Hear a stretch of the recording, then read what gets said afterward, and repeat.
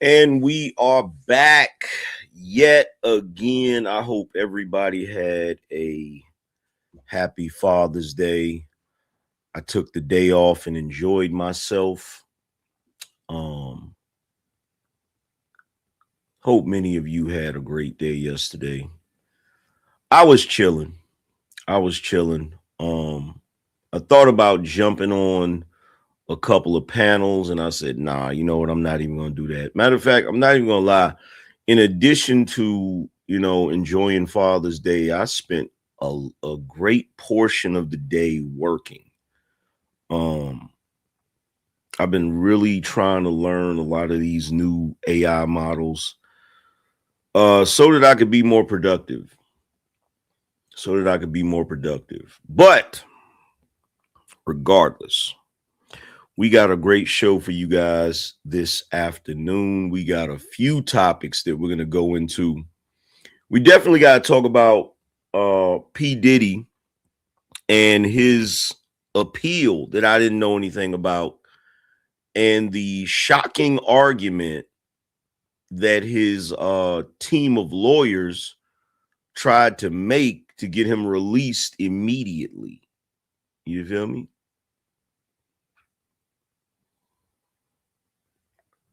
See, AM, you ready for war with the all black today?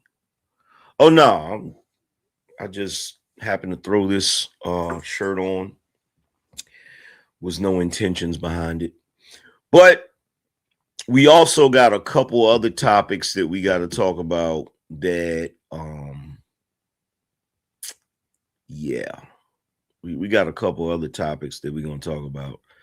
That's going to be a little while, but we're going to get into all of that. And I got to talk about something that happened the other night. The other night I was on Trader Truth Teller, and they were talking about the Carmelo Anthony video. And I got into it with a couple of the good people of the community. And like I said, this Carmelo situation, whether anybody wants to admit it or not, it's exposing a lot of people. It's exposing a lot of people. There was even one individual that was on the panel that I thought I was cool with that threatened me, like literally threatened me online. It was amazing. But before I get into any of that, make sure y'all support the show. If you want your message read first, get in on the Beano roll call. Anybody who donates 20 or more becomes part of the roll call at the top of the show. And those are the messages that we will read first. And if you want your message read immediately in real time during the show, all you have to do is become a sponsor or a super sponsor. Drop 100 or more and you're a sponsor. Drop 500 or more and you'll be a super sponsor. Either way, your message gets read on the spot.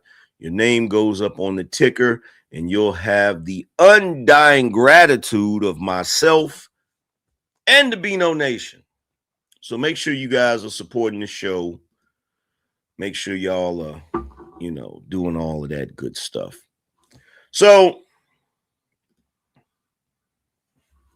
the other night, right,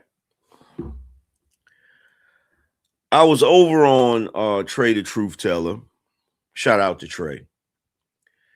And the conversation of the the criminal Carmelo Anthony came up. And individuals got upset with me because I had some choice words for them about the Carmelo Anthony situation. Now, I, myself, Will, and Trey was pointing out the fact that this was not Carmelo Anthony getting jumped. This was a situation where it was two high school students that got into it because the conversation started with two high schoolers comparing their teams, comparing their football teams. That's how it started. I told y'all that's how it started. Now, I didn't know that for a fact until I was over there on Trey's show, and Trey said it. He said it all started because they were basically comparing their football teams. Carmelo was telling them that their team was ass. And their response was, yo, who is this kid over here talking all of this trash? Yo, you're not even supposed to be over here. You got to go. That's how it started. Didn't have nothing to do with race. Didn't have anything to do with any of that. In addition to that, while I was on Trey's show, Trey actually got up and walked away for a minute. When he came back, he said some people that he knew was just over at his house. One of the people said that she has a son that hangs out with that hung out with the Metcalfs. So someone that Trey knows lives in that county, has a son that hangs out or hung out with the Metcalfs, a black woman who has a black son. And she said that her son basically told her the Metcalfs weren't racist. Oops. So as we're having this discussion, I'm listening to all of the hateful rhetoric, right? And the need to try to make me something I'm not, right? There was even points of this conversation where my blackness was coming into question. You feel what I'm saying? Niggas telling me I'm a different kind of black person and blah, blah, blah. All of this foolishness, right? Just because I believe in what's right, and have a problem with what's wrong, right? Now, here's the interesting thing. And I got to point it out. So, as we're having this discussion, they just kept saying over and over, keep your hands to yourself. All you got to do is keep your hands to yourself, and you ain't got to worry about it. All you got to do. So, based on that logic, because it's funny, like I think about that cop footage, that body cam footage when Carmelo tries to make it sound like he about to cry. He put his hands on me. I told him not to put his hands on me. Right? So because he said that, you got all of these Negroes running around here basically saying that, well, if you keep your hands to yourself, it doesn't matter. If you keep your hands to yourself, you ain't got to worry about nobody, I guess, stabbing you in the chest or taking your life, right? So based on that logic, we're justifying someone taking someone's life because they touched them or because they pushed them, right? So as they're going into this, I said, this is what they said.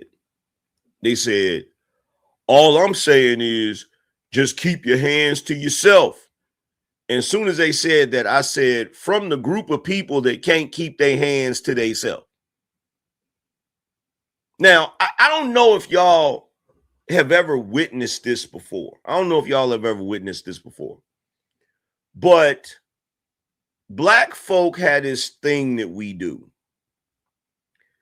The moment we go into victim mode, all of a sudden, we have no working memory of how we operate. Have y'all noticed that? The moment, like on any other occasion, you know, and look, I'm gonna keep it real with you.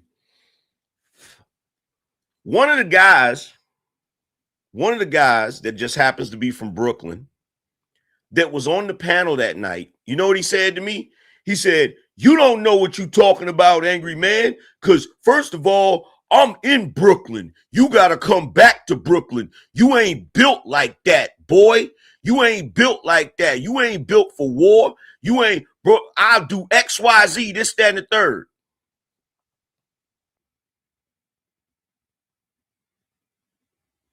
So let me get this straight. I'm saying that Carmelo Anthony is a criminal. I'm saying Carmelo Anthony was on demon time. I'm saying Carmelo Anthony intended to stab that boy. I'm saying Carmelo Anthony was looking for trouble. You get upset with me for even, you get upset with me for even alluding to the fact that Carmelo is a criminal. You get upset with me because I'm demonizing or using a stereotype against a black boy, but you just got through threatening me. You just got through telling me that you'll have somebody do XYZ to me.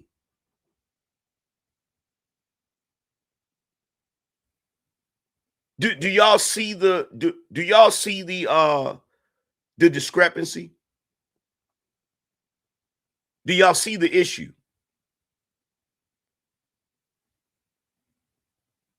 Do y'all see the issue? Matter of fact, I'll take it a step further while we're waiting on some more Beanos to contribute to the show. I'll take it a step further. So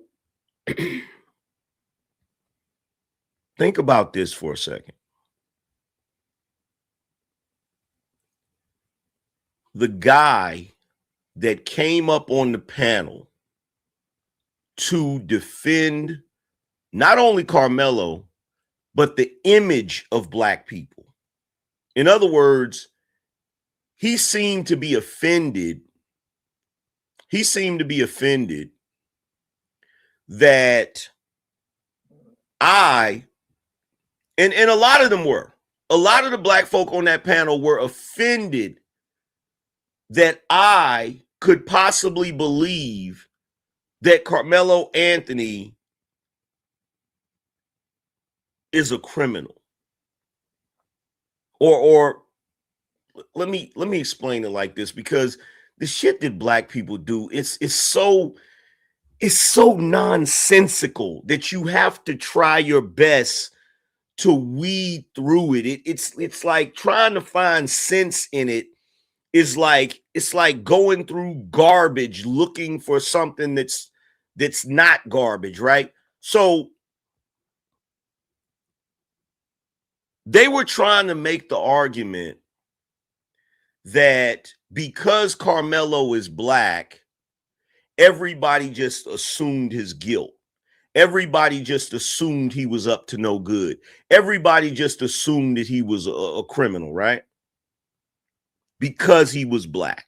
So the argument that they were trying to make to me is that we shouldn't just assume that he's a criminal because he's black. We shouldn't just assume that he was on demon time. We shouldn't just assume that he was a YN. Okay, cool. Let's not assume that. But the moment I start talking about the facts of the case, one of the niggas that was on the panel saying that we shouldn't assume that Carmelo is a criminal threatened me on a live stream. Literally said he'll have some niggas do XYZ to me.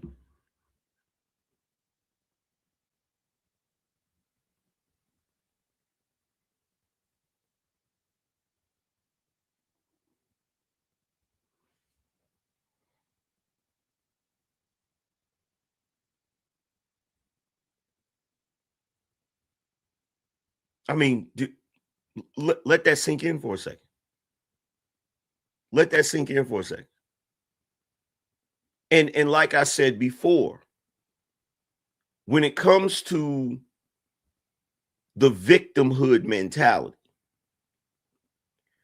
black folk are the biggest, baddest MFers on the planet until they get in trouble. The moment they get in trouble, now all of a sudden, well, he was a good kid and he wasn't doing nothing wrong, or he was defending himself, or he got good grades in school. It every single time. Every single time. Until black folk get in trouble. They are the biggest, baddest, will threaten you at the drop of a hat, will tell you that you ain't about that life, and they are, and they will do this and do that. Like I've never been on a panel with dudes that wasn't killers. Okay? I've never been on a panel full of black people where the folks on the panel wasn't about that action. According to them, according to their own words, I've never been on a panel with black folk where they wasn't ready to say, nigga, I'll come see you. I'll do this to you. I'll do that. And let's be real about this. That is typical black behavior. It's typical. It's typical. Now, here's the interesting thing about this. I was on the panel with that gentleman a couple of days ago. I've been on the panel with him before, and we had normal, cordial conversations. But the other night, he jumped on the panel and he was super thug. He jumped on the panel and was talking real heavy. And I'm like, it even got to the point where I was like, bro, take that bass out your voice. Like, what? Like, who you talking to like that?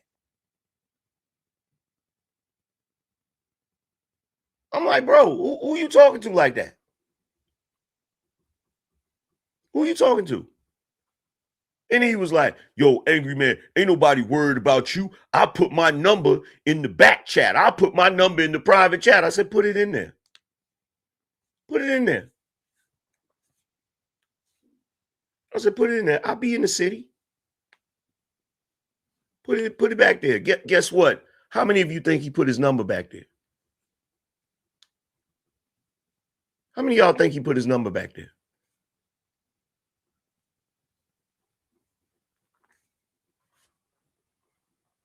But like I said, he made a whole bunch of threats. Even Trey had to say something about it. Even Trey had to say something about it. Even Trey was like, yo, why you, bro, don't be coming up on my panel threatening people. Yo, he made it. He issued an actual threat to me. He issued an actual threat to me. Right? So my thing is, how can you make the argument?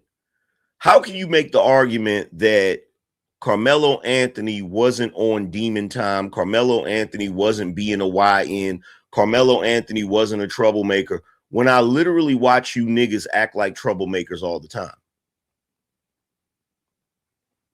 Somebody explain that to me.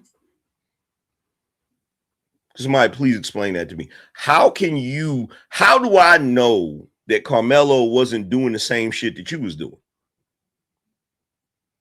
How do I know that? Because basically the only reason that dude came at me like that is because I said something he didn't agree with. I said something he didn't agree with. You know what I said? I said, y'all are acting like racist white guys from the Jim Crow era. And he said, well, if we acting like racist white guys from the Jim Crow era, then you acting like a plantation coon, whatever the hell that means, right? Because I can explain why I said what I said. I said what I said because just like racist white guys from the Jim Crow era, you are making an excuse for a criminal and those criminal acts just because that person shares your skin tone. That's what you're doing. And everybody with common sense and intelligence sees it. Everybody sees it, right? So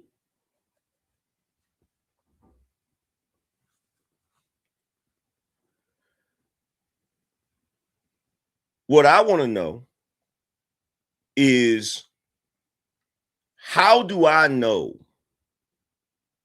that Carmelo didn't go under that tent because he knew somebody under that tent and the Metcalfs were having a conversation with somebody about their football team?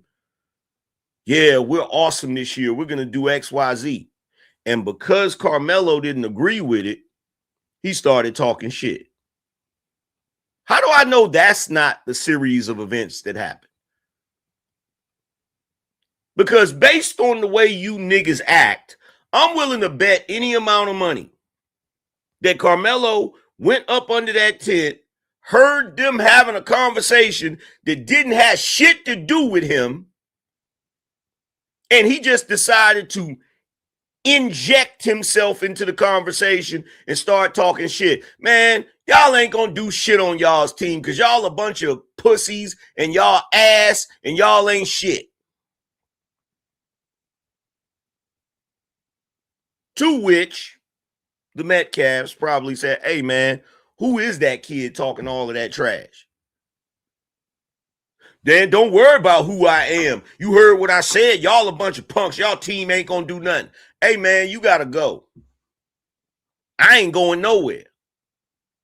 Nah, for real, man, you gotta go. I'm not going nowhere. Keep in mind that goes on for another 13 times. So then Austin says, you know what? If you don't want to leave, I can make you leave. Put your hands on me and see what happened. See, I don't gotta guess what happened under that tent. I don't gotta guess what happened under that tent because you ignorant ass niggas do that shit every day on YouTube. You do it every day on YouTube. Every day on YouTube, if somebody says something that you don't agree with, you start hurling threats. You start talking about what you gonna do to people, all this. And look, here's the thing. Y'all can go check the footage. Go look at all of the footage. Angryman don't never start out talking shit on some nigga, I'll come see you. I never do that.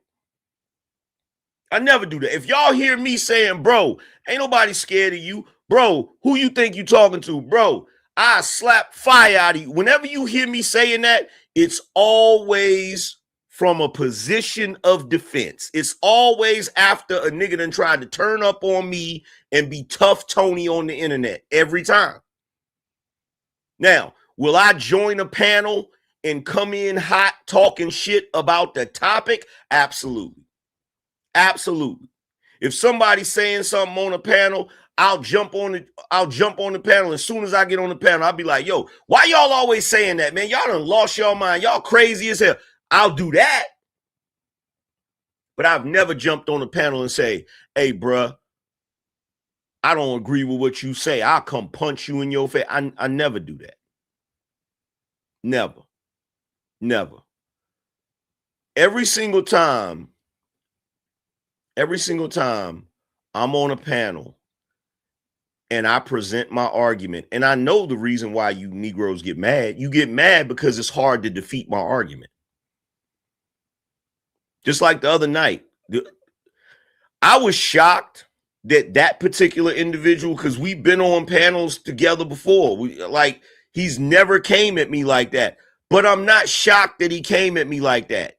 You know why he came at me like that? Because I put a mirror up in front of them niggas. I showed them something that they didn't want to see. I showed them something they didn't want to see. I put a mirror up in front of them and they saw a racist white man from the Jim Crow era. And that shit pissed them off because they didn't think it was possible that they could engage in racism. I got news for you. Every last one of you niggas that's up here on YouTube defending Carmelo Anthony right now after all the evidence has came out, you're a racist. You're a racist. Yeah, I know. This is a tough pill to swallow, but it's the truth. You're a racist. You're only defending him because he's black. You're not defending him because he's right. You're not defending him because he's justified. Like the amount of mental gymnastics that these niggas have been going through to justify this shit. I've even got Negroes to say, well, I'm not saying what he did was right. Okay, so then why are you upset about him being convicted? Why are you upset about him being convicted? If you know what he did wasn't right and he ended up taking somebody's life, why are you upset about him being convicted? How many of y'all have noticed that? Yo, check this out. To everybody watching this, to everybody in here right now. How many of you have noticed that I've gotten many of them to admit that what Carmelo Anthony did wasn't right? Have y'all noticed that? Have y'all noticed that?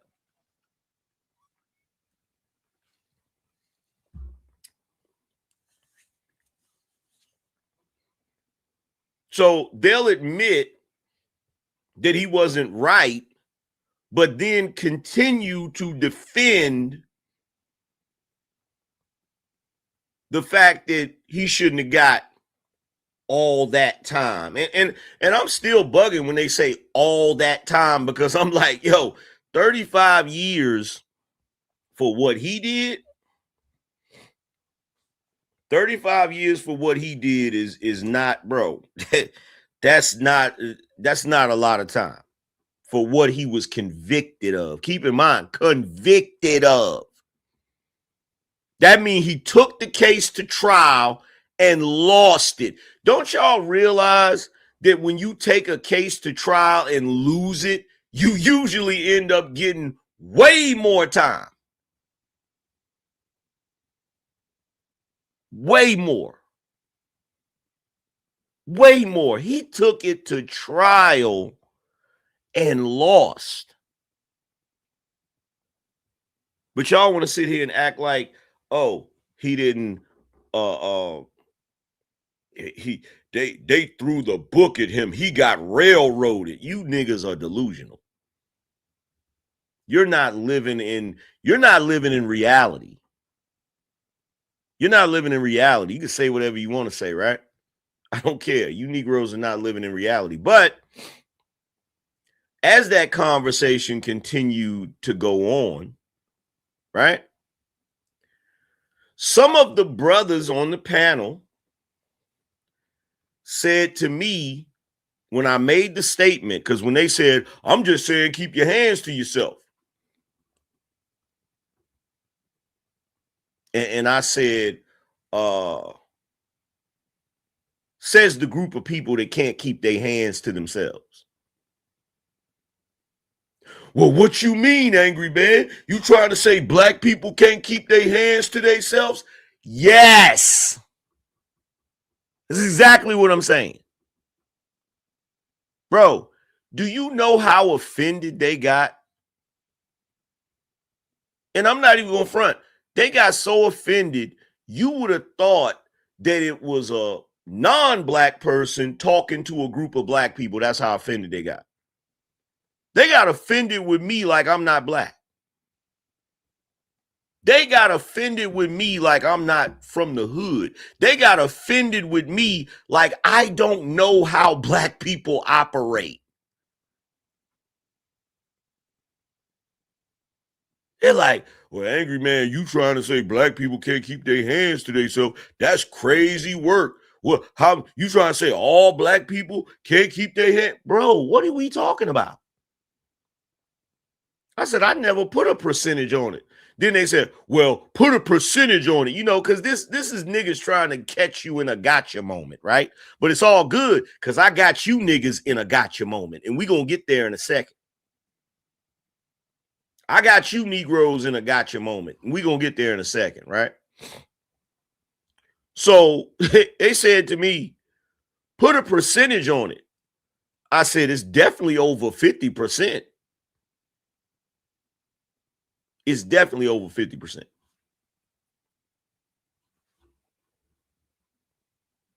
And I don't know why y'all were so offended at me, but no, yes, I do. Yes, I do. Because whenever y'all are in attack mode, you're the most dangerous people on planet Earth. But whenever you're in defense mode or victimhood mode, you're angels. You didn't do anything wrong. You're just a victim of circumstance. Like how long y'all gonna run this fucking hustle? How long y'all gonna run this hustle? You either a bunch of victims or you dangerous. Which one is it? Which one is it? You're either a bunch of victims or you're dangerous. Which one is it? Because when you're not in front of that judge, you're the most dangerous person on planet Earth. You Negroes could be in your 30s. The moment you get in trouble and go in front of that judge, niggas is starting up GoFundMes with your high school senior picture. You could be in your 30s with tats on your face and the whole nine. You done been a whole menace to the entire community. The moment you go to court and you facing life because you done took somebody's life, here come the GoFundMe with a picture of you when you was in high school before you got all the tats. And everybody talking about how you a good dude and you ain't never hurt nobody and you ain't never did this and you ain't never did that every time. Just like you're doing right now with this Carmelo situation. He was a smart kid and he got good grades and he did this and he did that and blah, blah, blah, and all of this crap, right? Well, if he was all of those things, why didn't that thought process, why didn't that thinking show up that day? I'll tell you why. Because you can be both of those things at the same time. Two things can be true at the same time. I don't know if y'all know this or not, but you can be a person that gets good grades in school. You can be a person that saves somebody from drowning. You could be a person that plays sports in school. You could be a person that does all of that shit and still end up being a criminal.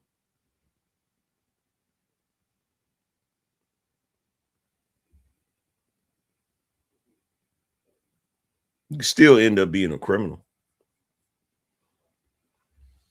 Everybody's capable of criminality.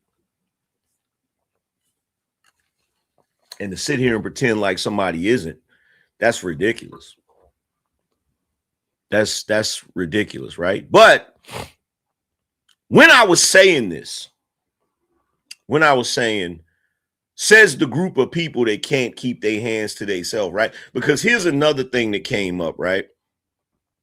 Me and Trey was trying to explain to them that this was not a racial situation. This was just some high school students talking trash to each other, right? Had nothing to do with one being white, one being black. It was none of that. In fact, I said, It's you adults are trying to put your racial biases in the situation. Those kids probably wasn't even thinking in terms of race. They just talking shit, right? So a couple of people that were on the panel were from Chicago. And they were talking about different things, right? And here's the thing that I need to point out to people that live in certain cities, right? And I'm gonna make this statement, and it's gonna be one of the craziest statements you ever heard. But I gotta say it. I gotta say it. In this day and age, because the majority of Black people still live in the South, still live in the southern states. Sometimes places like Chicago, New York, Los Angeles are more segregated than the South is. You want me to say that again? You want me to say that again? I'm going to say it again. Because the majority of Black people live in the southern states, overpopulated in the southern states. Cities like Chicago, New York, Los Angeles, these places end up being more segregated than the South.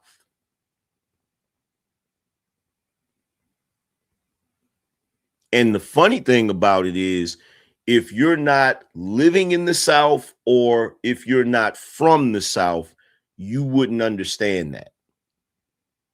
And the reason you wouldn't understand that is because if you're coming from one of those cities, your experience is that your city is segregated. Not by law, but just by habit.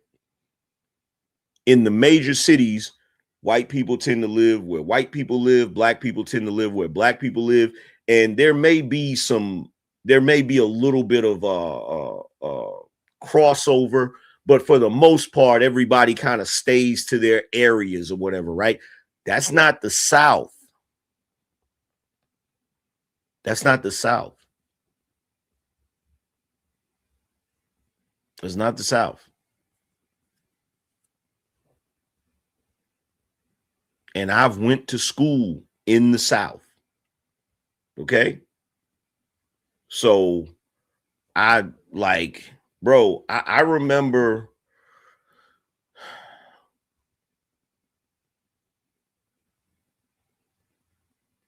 let me not go into that story. Let me stick to this. Let me stick to this because I got to stick to this point. And by the way, we still need 7 people for the Beano roll call, y'all. We still need 7 people for the Beano roll call.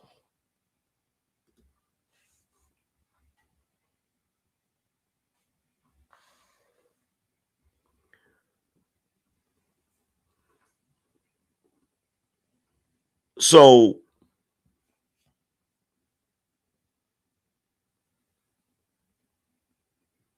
let me say this.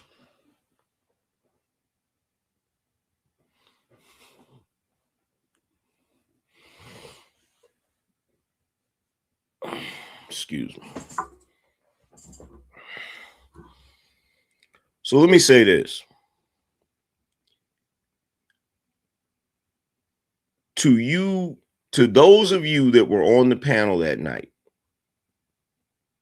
that are from Chicago, I have a very important question for y'all.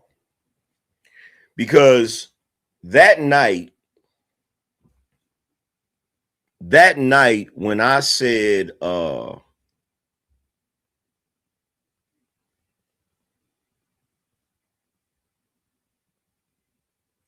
Raised in NYC, and NYC is segregated due to redline. Here we go with these niggas with redlining.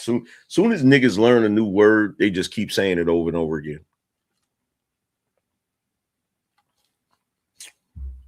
Soon as niggas learn a new word, they just keep saying it over and over again.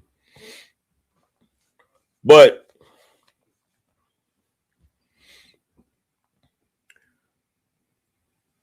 that night, when I said, says the group of people that can't keep their hands to themselves.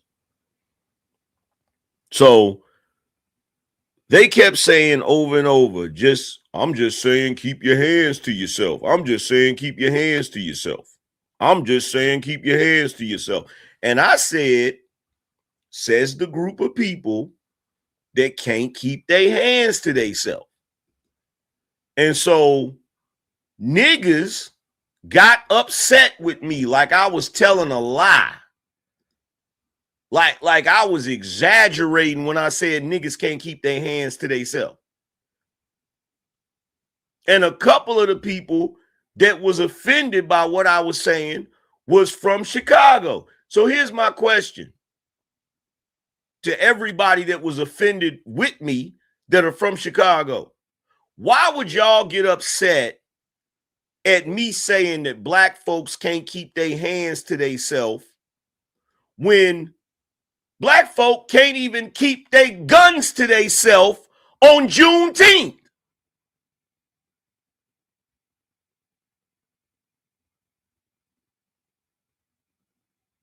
Can somebody answer that question for me?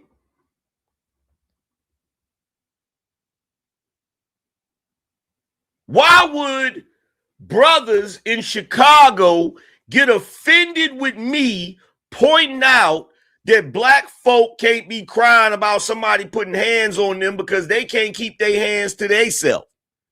Why would you get offended at me when y'all got this type of shit going on? This happened on Juneteenth. 8 dead, 38 hurt in Chicago weekend shootings during Juneteenth weekend, according to CPD. So y'all can't even stop being violent on Juneteenth.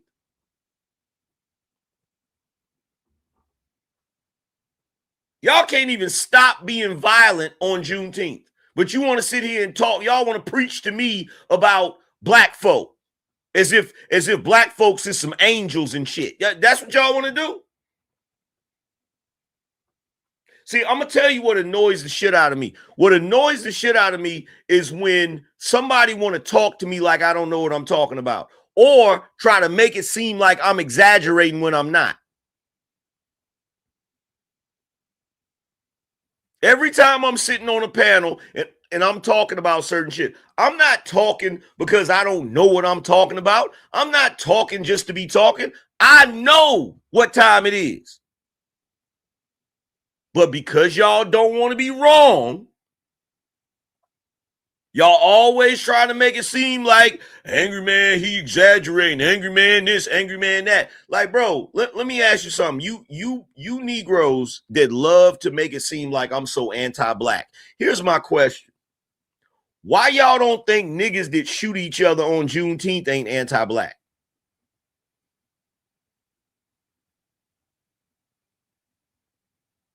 Because guess what? This just happened. Did anybody do a live about it? Did anybody do a live about it?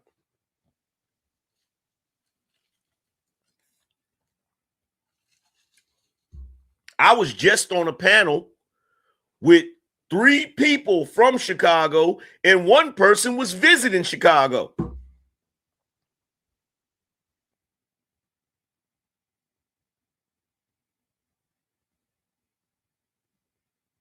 This weekend, nobody brought this up.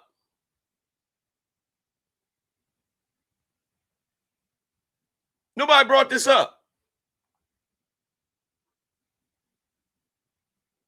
I was just on a panel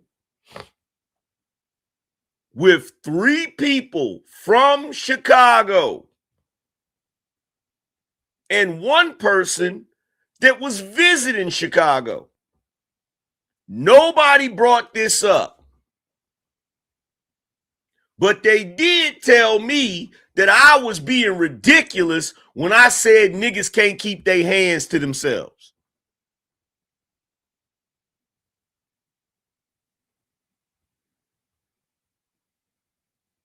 Do y'all see why I be? Do y'all see why I be annoyed? Y'all see why I be annoyed? This is the type of shit that annoys the hell out of me. Talking to me like I'm full of it when you got this type of shit going on.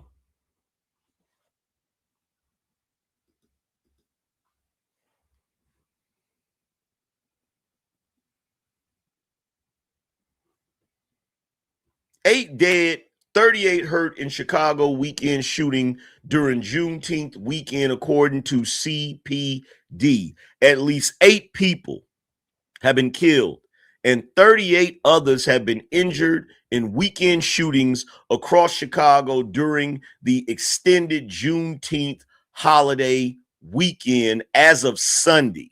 The ages of the victims range from 14 to 70, according to Chicago police. So anybody can get it. 14 to 70.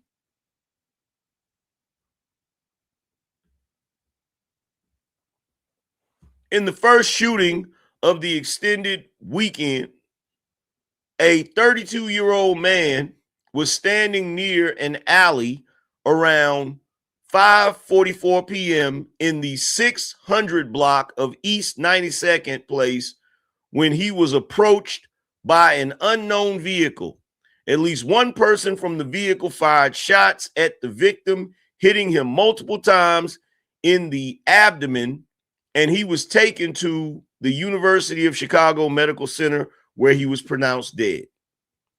Later in the evening, around 9:30 p.m., a 30-year-old man was outside in an unknown location when he heard gunshots and felt pain after being hit in his right foot by gunfire. He self-transported to Stroger Hospital and was last listed in good condition. CPD said the victim was uncooperative in providing details of the incident to responding officers. Then around 11:30 p.m., CPD officers responded to a person shot call in the 8,000 block of South Carpenter Street. Upon arrival, officers found an unresponsive male victim, later identified as a 14-year-old boy with multiple gunshot wounds to the body. The victim was treated on scene by Chicago Fire Department crews and was taken to the University of Chicago Medical Center in critical condition and was later pronounced dead. In other shootings from 5 p.m. Thursday to 5 a.m. Monday, shootings from Friday.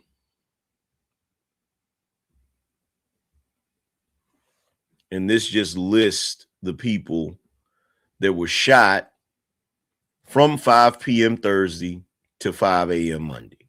And this is Chicago. This is Chicago. And you know who doing this. I don't even gotta tell you who doing this. You know who doing it.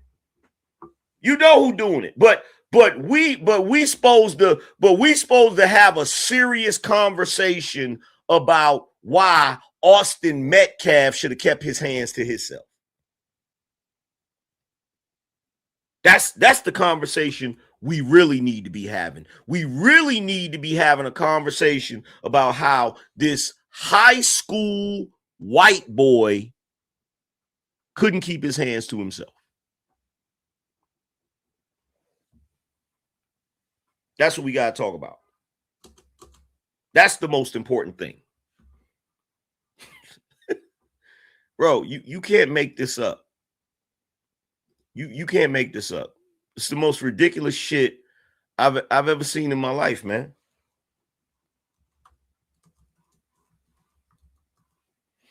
Shout out to Forever Studios for being a sponsor of the show. He said, blessings, AM. I'm not a mod anymore. Say something in the chat, Forever Studios, and I'll get you your wrench, bro. That's that.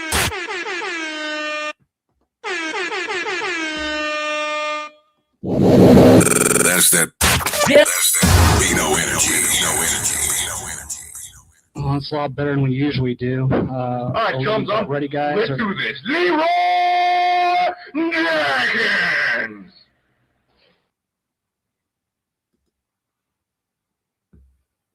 Yeah, we don't need to have a conversation about the cultural implications of black folk shooting each other down on a black holiday. We don't need to have the discussion about that. We don't need to have the discussion about that because that's not important. What's important is the fact that a white boy at a high school track meet shoved a black boy. That's really the major problem. That's really the major problem. The major problem facing black people is that black teenage boys can't get away with stabbing white teenage boys for shoving them.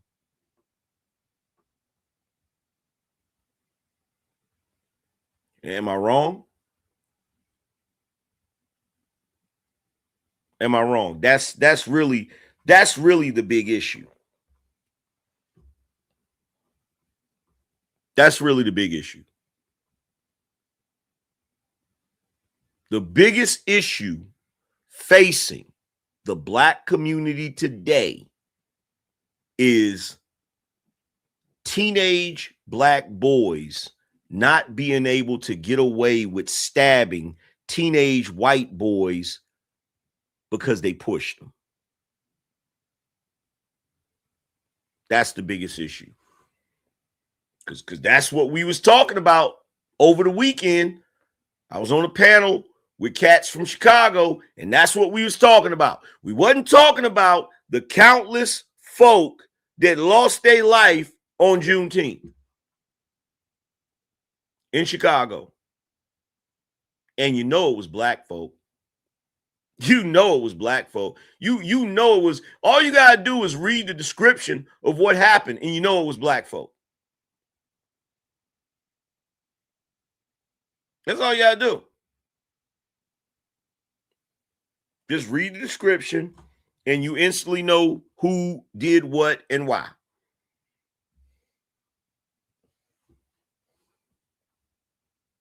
In fact, there was a point in that discussion where I was like, yo, somebody said, you know, another Negro from, you know, Texas, he said, yo, the problem is they killing all the little babies. I said, nigga, we doing that. No, we ain't, big dog. No, we ain't. Like, bro, the level of cognitive dissonance is mind-boggling. The fact that you have individuals that will sit back and watch YNs take each other out all throughout the year. But the one incident that involves someone white, where they can extrapolate some kind of racial component, that's what we all focus on. That's what we got to focus on. That's what we got to focus on.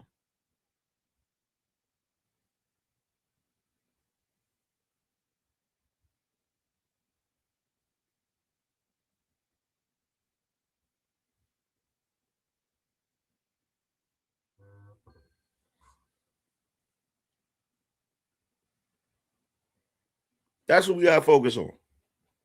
Forget everything else.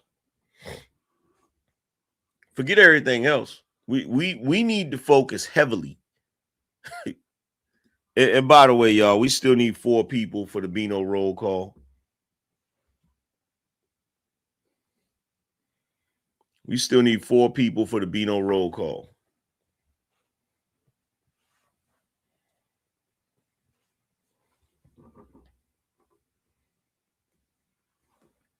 Yo, I ain't never in my life. I ain't never in my life. As long as I've been living, I ain't never in my life seen this level of foolery, this level of foolishness, this level of bullshit.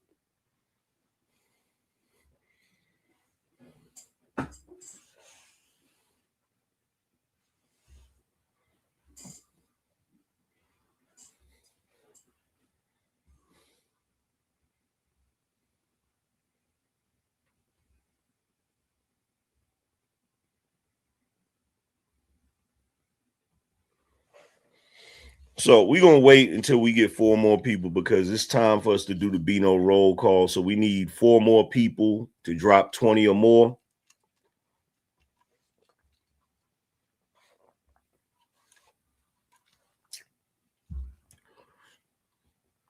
We need 4 more people to drop 20 or more. Excuse me, people. My bad. 3 more people.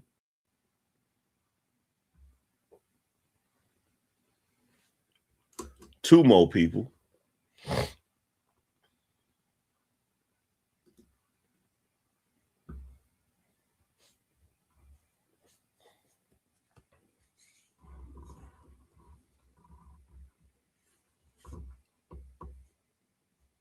But I couldn't believe it. I couldn't believe it. I'm literally having a conversation with niggas where they're trying their best to convince me that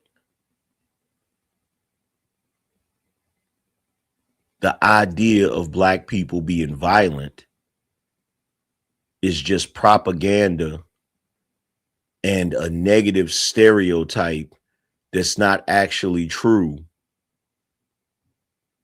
And I literally got threatened by a black person on the panel, and I'm black. How does that make any sense? You're trying to convince me that the average black person is not prone to violence, but because I disagree with you, you threaten me with violence.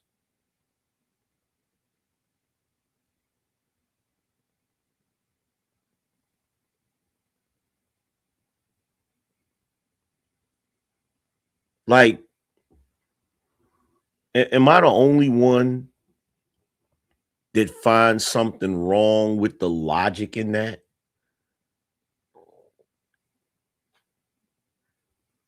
You wanted to prove to me that black people are not prone to violence on average, but yet you, an average black person that I encountered, threatened me with violence.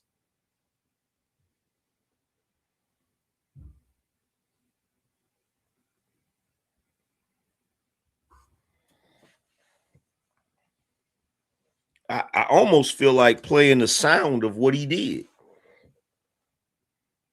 I almost feel like playing the sound of what he did. Like, for real.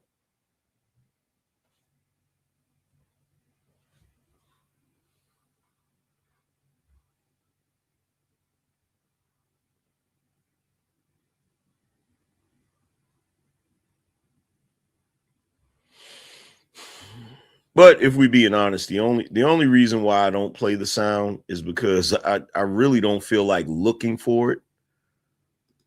Let me see if I can find it. Let me see if I can find it real quick, and then we'll go to the Beano roll call. Let's see. It was it?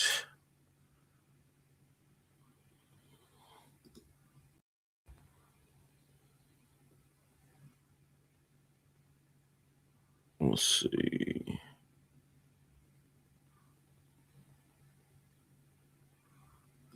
Okay.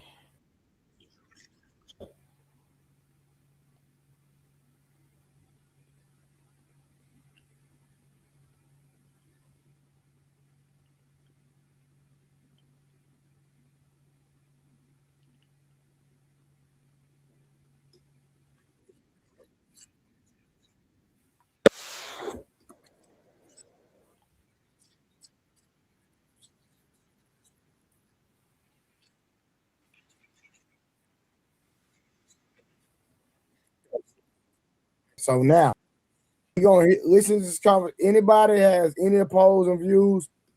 Cool. Y'all can, y'all free to, but I know what I seen for a fact. Can't nobody tell me nothing different. Well, Trey, was it ever about that the boy, like, are we saying that it wasn't about? I don't understand. Like, the video really doesn't change the fact that he poked him. He said he poked him. No, because niggas was saying he got jumped. Niggas saying I get that part. I grew up was the boy in that part of the South that I was in. I said my position has been clear, AM. So if the conversation started about football and they were jaw jacking, and did you see the video where he got pushed? I watched the same video we reviewing right now. Okay.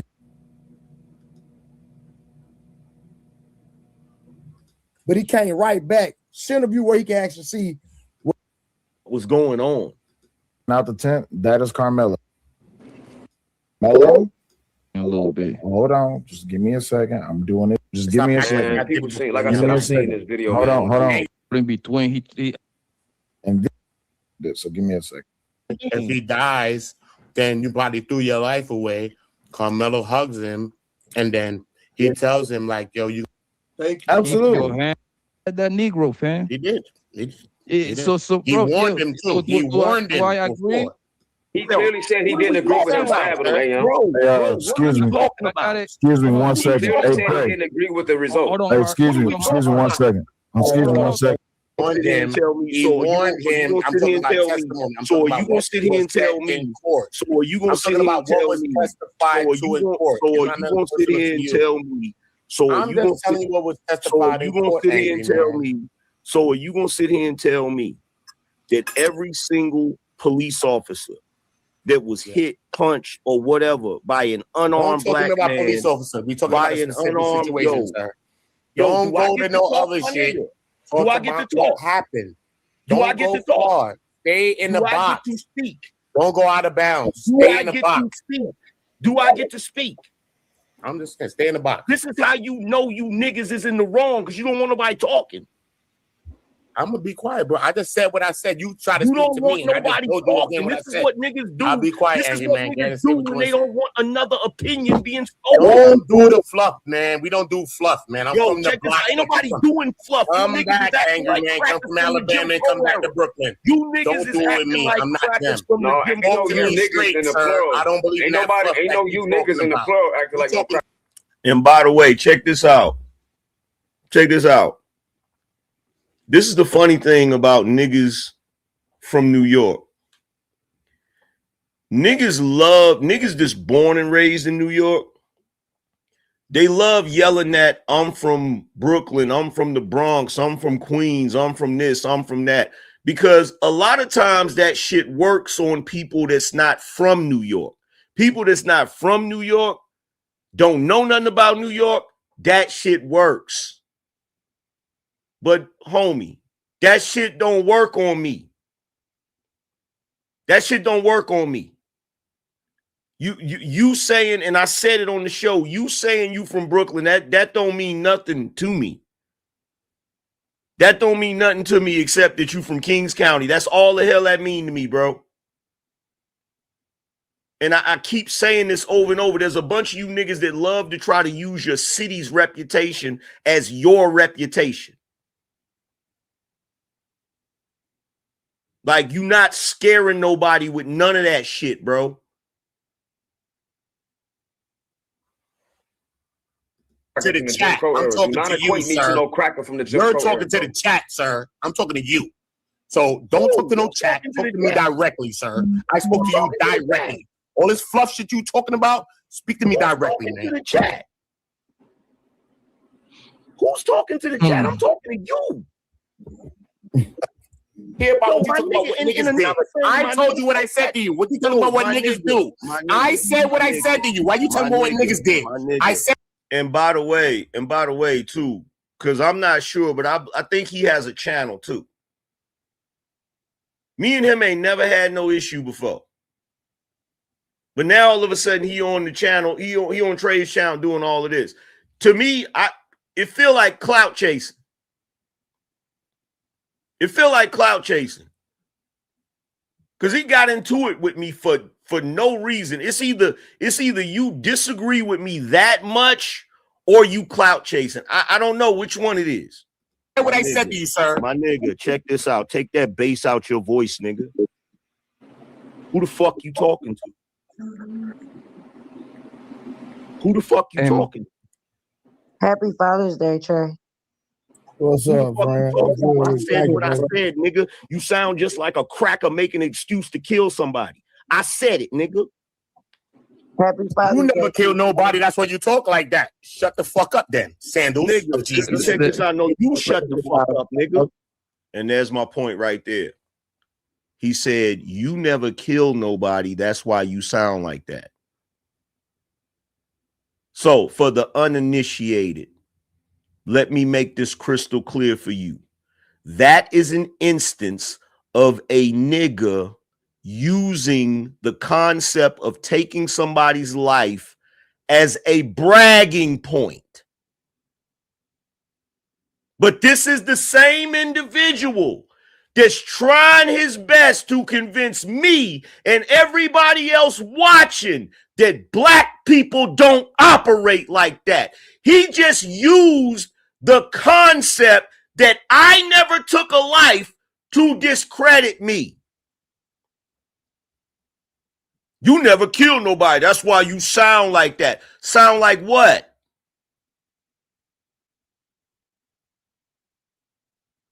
Do you see my point?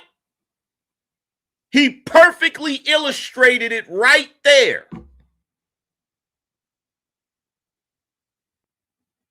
You niggas, I don't care who you are. I don't care who you are. I don't care what you believe in. I don't care how much you get on this internet and front for everybody. You're not going to sit here and tell me, oh, he was just an innocent kid that was doing X, Y, Z, and y'all got to stop with the stereotypes about black people when I know for a fact you niggas pride yourself on criminal activity. You not going to sit here and get mad at me when I point out how y'all in the hood cutting up, acting a fool, engaging in certain activities. Because you not, yo, let me tell you something. You can kill all of that. Oh, shucks, angry man. Bullshit. Because that's what you try to do. You try to make it seem like, oh, black people ain't criminals and we ain't really engaged in this activity. That's just the lies of the white man. Nigga, bro. I've watched you my entire life. Pride yourselves on criminal activity. Pride yourselves on taking somebody's life or the possibility of taking somebody's life. You literally just did it just then. Yo, you never took nobody's life. That's why you talk like that.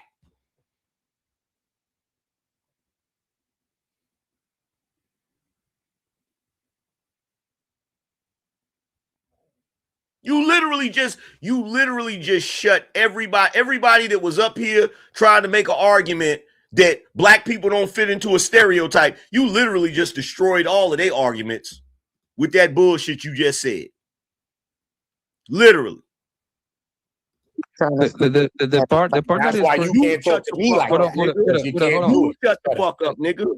the crazy part is everybody is a hypocrite, Sit up here right? talking about a We kid see pushing it on another this panel kid all the deserve time, being right? killed. You done lost your mind, nigga.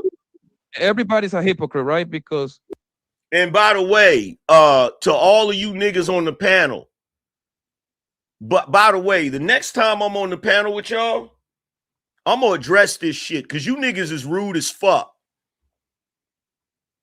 You niggas is rude as hell.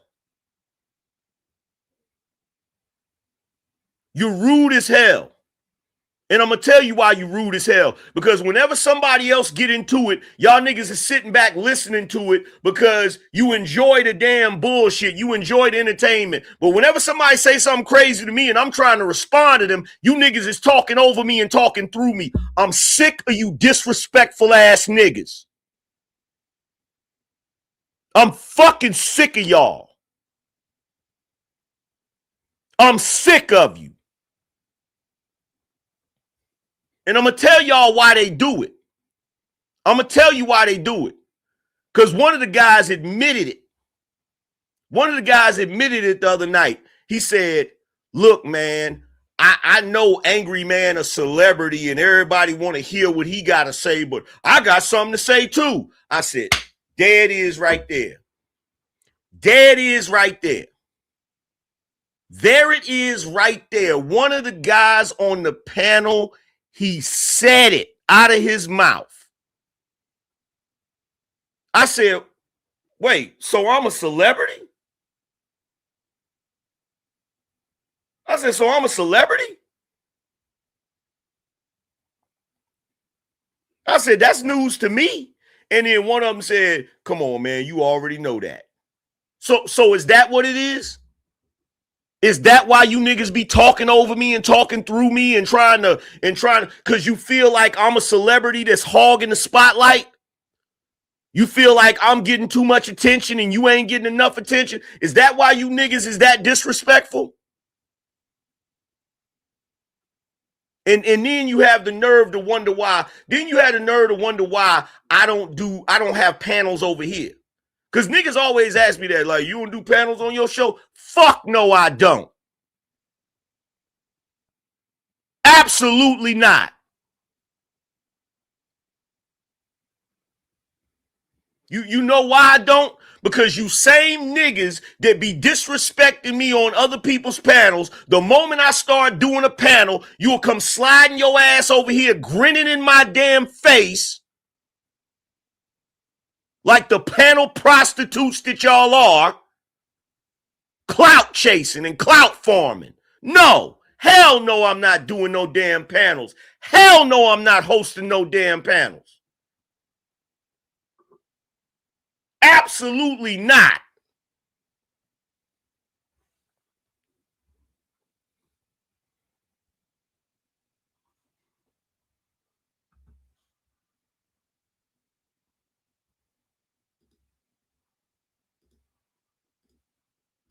we see on these panels every other night, right?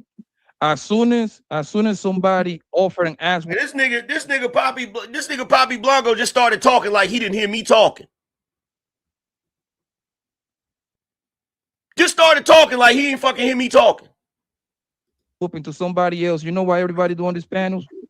Hey, I'm strapped. So by default, you pretty much will act the same way as Carmelo. Nigga trying to push you and he gonna up it up. So Yo, everybody's a kids. hypocrite. You talking about adults. Those are kids.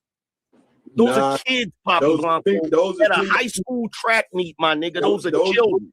Those are teenagers. If he a kid, he should have got killed like that in the law. He's getting sentenced like an adult. Somebody getting stopped in school? I seen that a few times. Too many times. You know what? Hey, Harwin, you said, what did you say? What you just said again, Harwin? I said, these are kids, but he's getting sentenced like an adult. You know why? Because he did some adult shit, my nigga.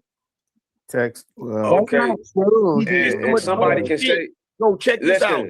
Bro, people done said, bro, people, I and Poppy Blanco clearly said, bro, what? I'm not, listen, bro, we're not agreeing, or I'm not in agreement, and I heard Poppy Blanco say he's not in agreement with the result of what happened from that dude pushing. All we saying, bro, you've been talking. I've been letting y'all talk, bro.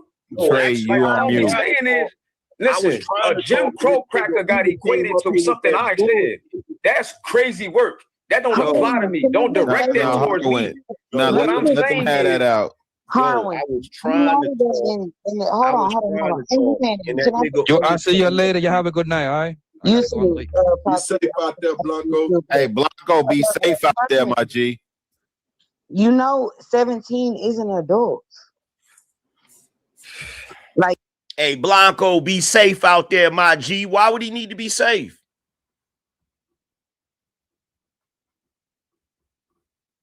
That was one New Yorker talking to another New Yorker. Why would he have to be safe? Why would he need to be safe? And by the way, homeboy, I know you watching. I know all you niggas be watching. You know how I know all you niggas be watching? Because the moment I get on Trey's panel, you got to bug up your ass. It's because you watched the stream before. See, the night that I joined this panel, I had just got through cooking Carmelo Anthony. I had just got through showing I just got through showing you guys the video. In fact, I'm gonna show you the thumbnail. This was the show that I did that night, which is the reason why that Negro was so upset with me. Let's see. Is it that one?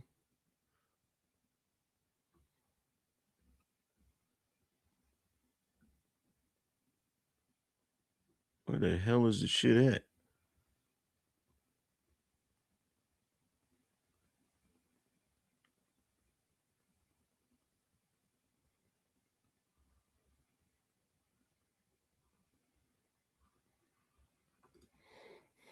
In fact, hold on. This is what we'll do. Because we can come back to this. We can come back to this. What is this? 406. We can come back to this.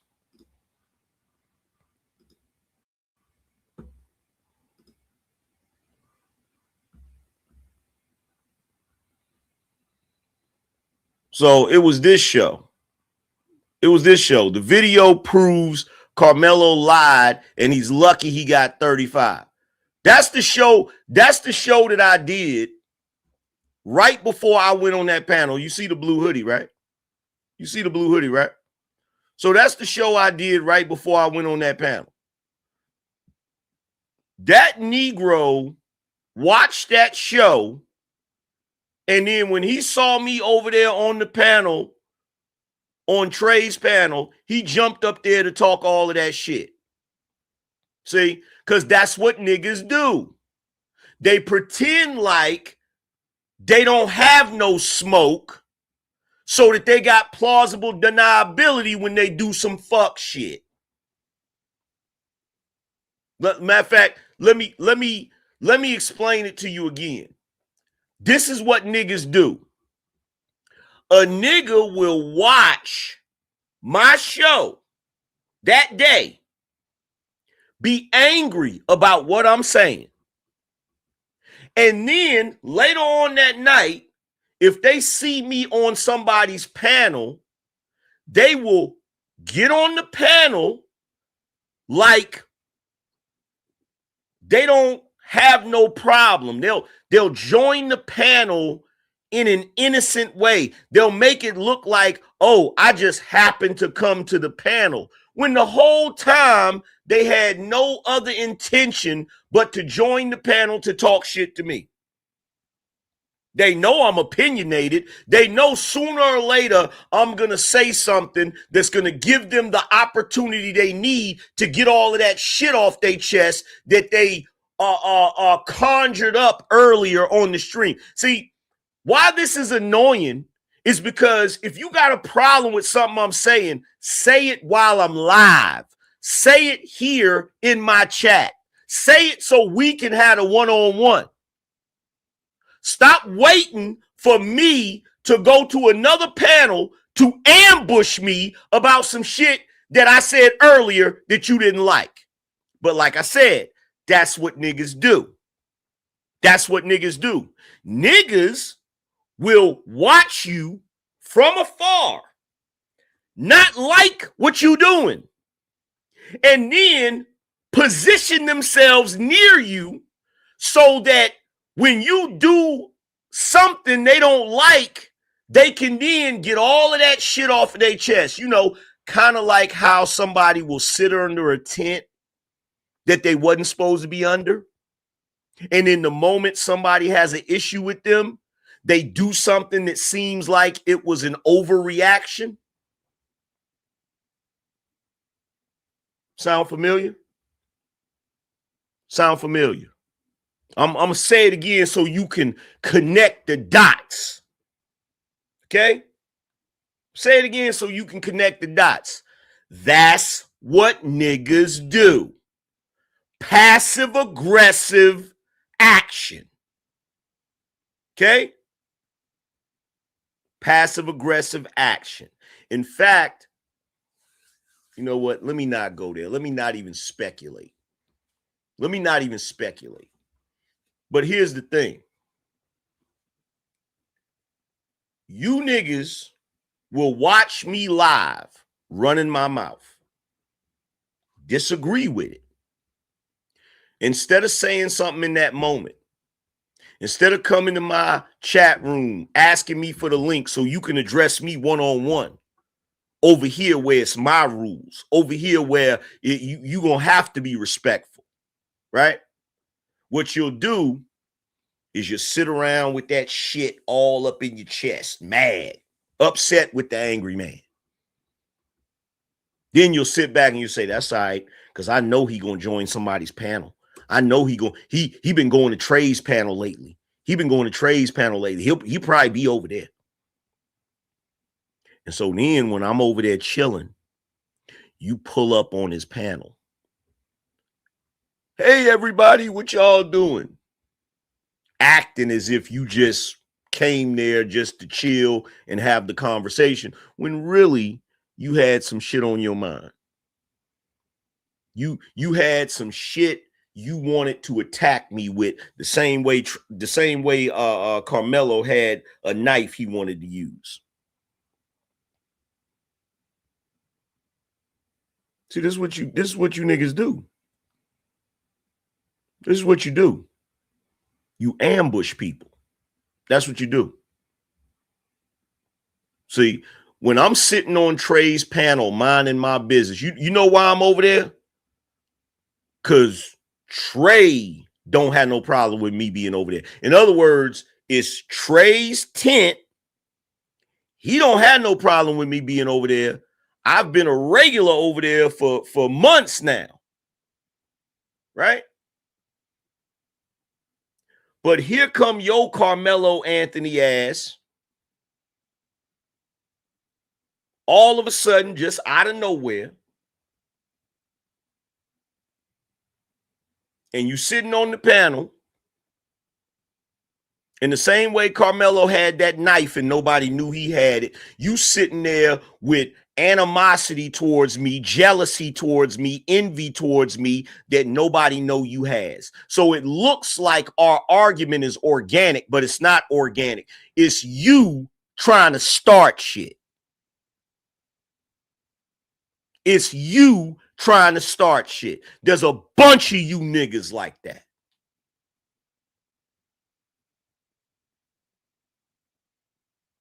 There's a bunch of you like that.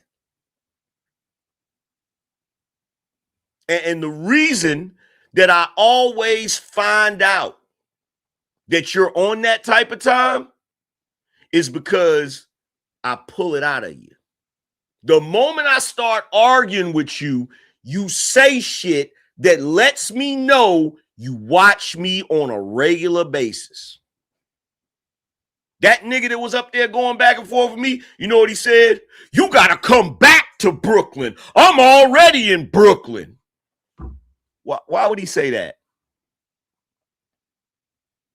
I was on a panel the other night and a nigga said to me, nigga, how you gonna talk about single mamas and your mama and your daddy didn't even raise you? Your grandmama raised you.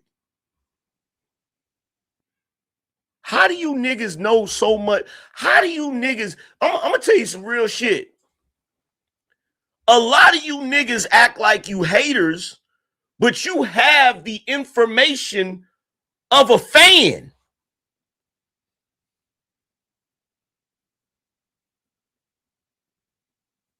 A lot of you niggas act like haters, but you have the knowledge of a fan. Some of you dudes could run my my fan club with the information you know about me.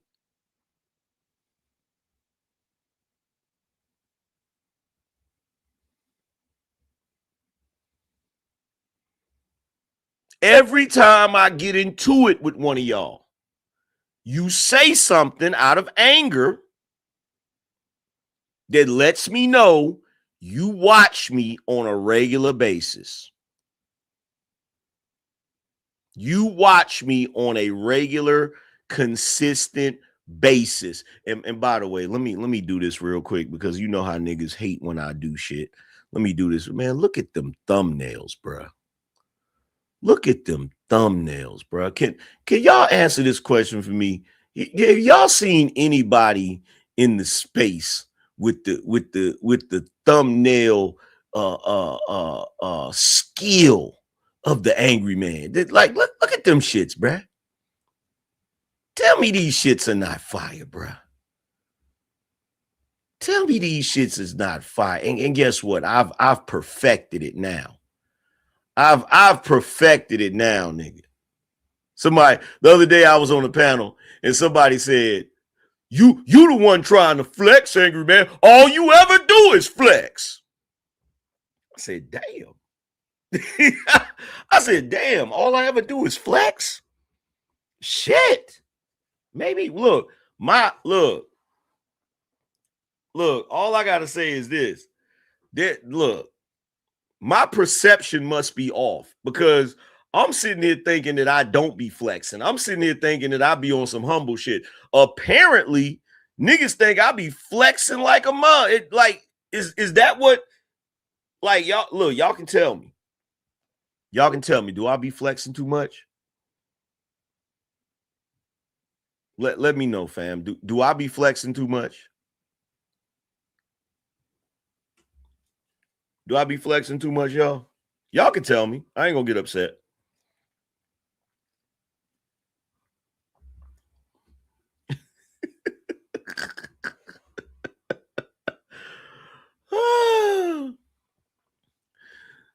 Is that I'm picking up some hypocrisy for you. Yeah, what the fuck else is new? What else is new? Like, yo, I've never existed in this space without somebody trying to figure out some kind of way for me to be wrong. Ever. I've never existed in this space without somebody trying to figure out a way to make me wrong about something. Like, all you ever do is flex, Angryman. And the way he said it like he was butthurt too. He said it like it hurt his feelings that I was flexing. I said, damn, bro, I'm really out here hurting feelings. I didn't know I was out here hurting feelings. Shit. Like you can't get charged as a child. Well, in Texas, you can. I read think the that's law. the point that he made. I read the law. I understand that, but he's saying I'm talking about what he said. I was saying for the sister, not you, Hard. When I was saying, no, I'm talking to the sister too. I'm talking to Miss Kim. And I'm finna when you turn 17, you go to big girl jail or big boy jail. You're an adult in Texas at 17. Man, living niggas keep their hands. What are you talking about? Can't keep their hands to themselves. But I just want y'all can't keep their hands to themselves. I'm aware of that law. Like oh, watch this. When I say this, watch how upset they get when I say this. This ain't that deep. What I'm saying is the dude shouldn't have put his hands on him. That was my point. Keep your hands to yourself because you never know how somebody gonna respond. I wouldn't have responded that way. It would have been a fight if it was me. From the group of niggas who can't keep their hands to themselves. But I just want y'all to stop. Man, everybody should keep their fucking hands to themselves. Don't never keep their hands to themselves. What we talking about? What you mean niggas don't never stop? Niggas get in absolutes. That's cap, bro. They don't, nigga. That's cap. No, what world do Angry Man live in? Niggas keep their hands. What are you talking about? People keep their hands to themselves every day, bro. You act like we the most every day, Harwin. Bro. He lying. What are we talking about, bro? Stop it. Stop it. No, bro, you gotta stop this cap, bro. We get it. We trying to be righteous, but don't be over righteous, my nigga. I'm telling the truth, nigga. I'm telling the truth. Am I lying? Do I look like I'm lying, nigga? So you see, you hear the outrage, right? You hear the outrage, right? Harwin is in Chicago. He's in Chicago. He's in Chicago.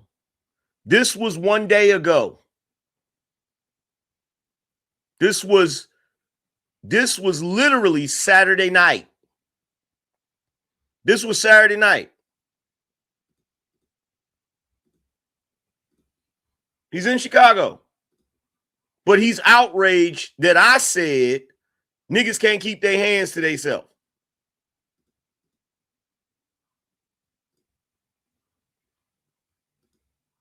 This is Chicago. This is Chicago. It's Chicago, nigga. This is Chicago.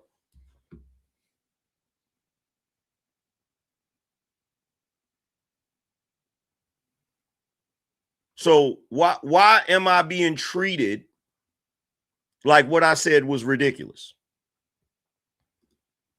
Could somebody answer that question for me? Why am I being treated like what I said was ridiculous? I'll tell you why. Because whenever niggas get caught up in the wrong, they have to pretend that they never do shit.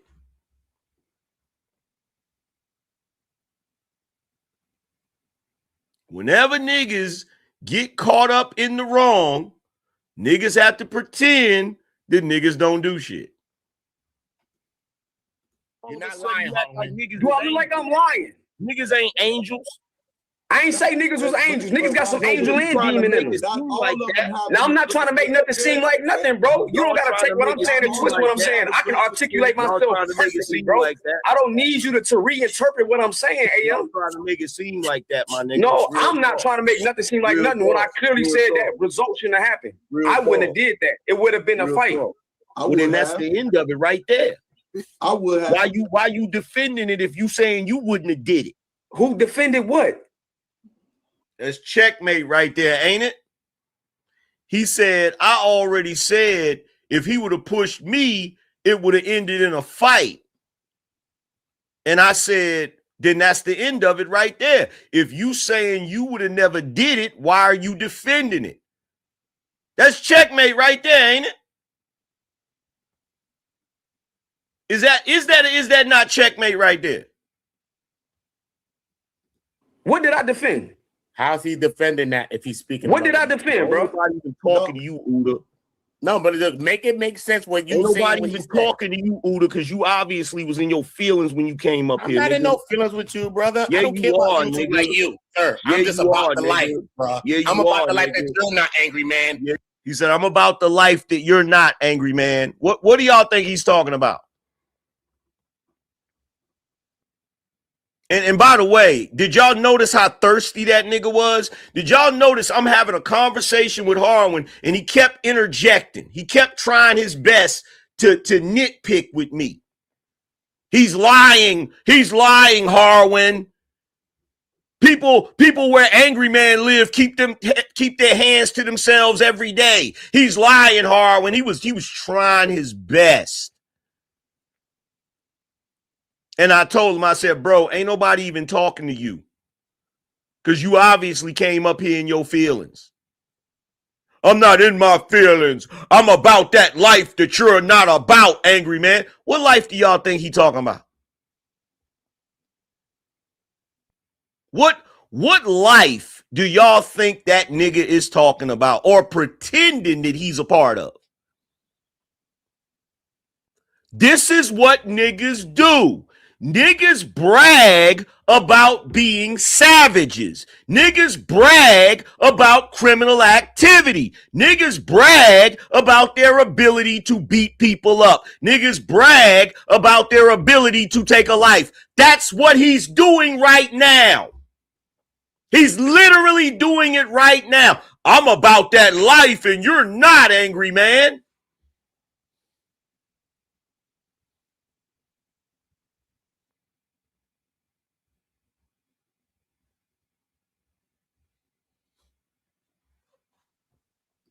So I'm just telling you the truth. I'm really about the life, sir.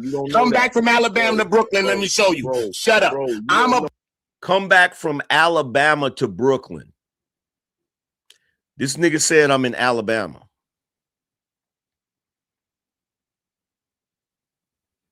And by the way, this was so funny about this. What's so funny about this is I've got a bunch of family in Alabama and ain't nothing soft about them. So I'm trying to figure out what does he think Alabama is.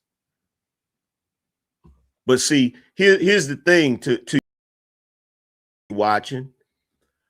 Here's the thing to you, because I know you watching. See, you get up on panels and you say ass ignorant shit because, like I've said before, a nigga that ain't never left a 3-block radius in his hood in New York ain't no different than a nigga who never left a 3-block radius in Mississippi.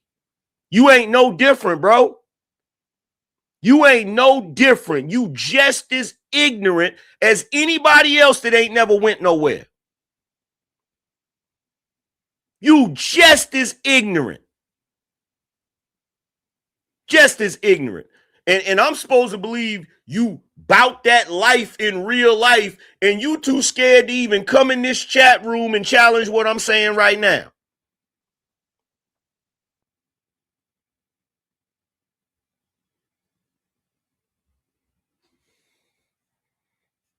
Because I know you're watching. I know you're watching.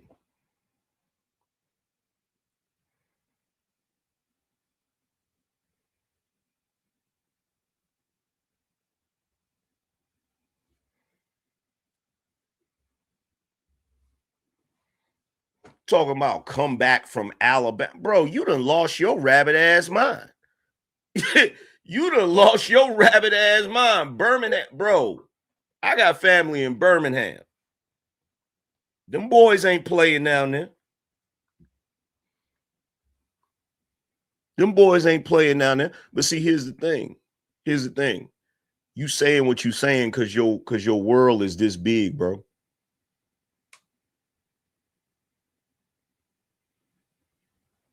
You saying what you saying because your world is this big.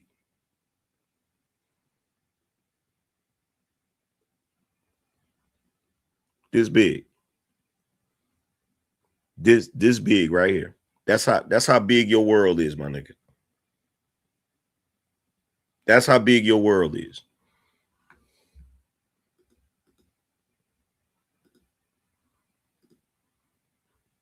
About the life, sir. I'm just talking truth. Watch your mouth.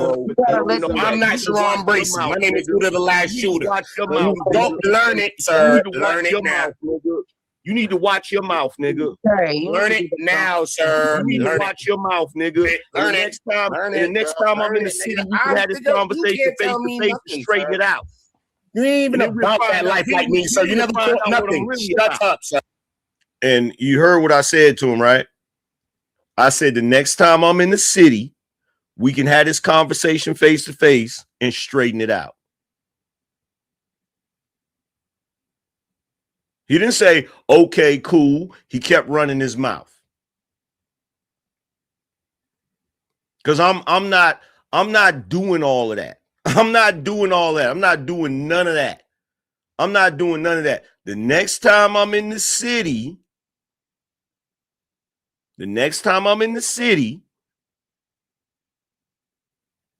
we can have a face-to-face and straighten it all out.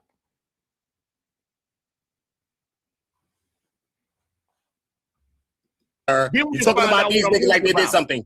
Watch your mouth. Find out what I'm really about, my Watch your mouth, sir. Watch your mouth. I will never find out nothing you're about, sir. You're talking, sir. Smoke your cigar, sir. Smoke your cigar, sir. Smoke that out of here, nigga. Shut up, sir. Shut up. Somebody that don't know no better, nigga. You can Shut up. Don't talk to me crazy, nigga. That don't mean shit. You're not that, sir. You're not that. I watch you smile and be cheesy in front of ants on me. You're not that nigga to me. That don't mean nothing to me, nigga. Go visit your homeboy in prison, bitch ass nigga. All my friends is in prison. Put some money on. All his friends is in prison. That was his next flex. That was his next flex, y'all. He's bragging about this. He's bragging.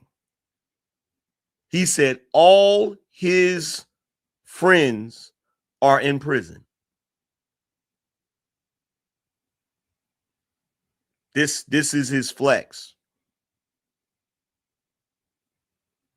That's his flex. That all his homies are in prison.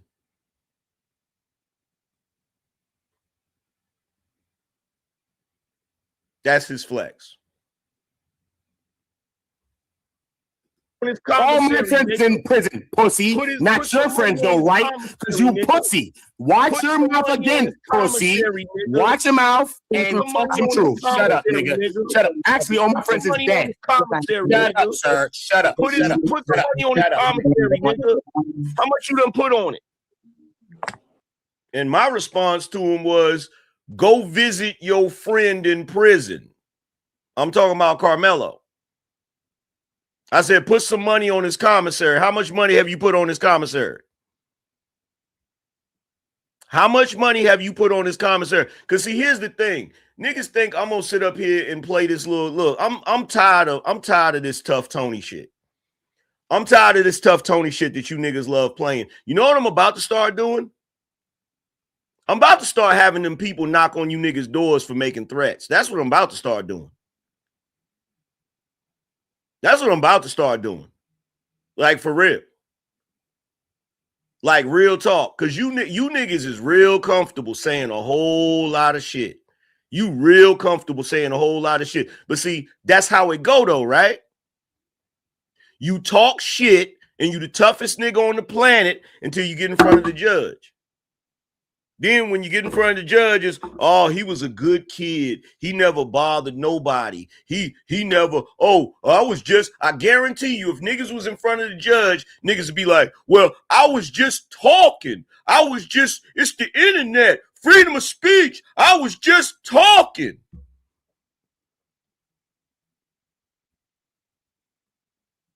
Right?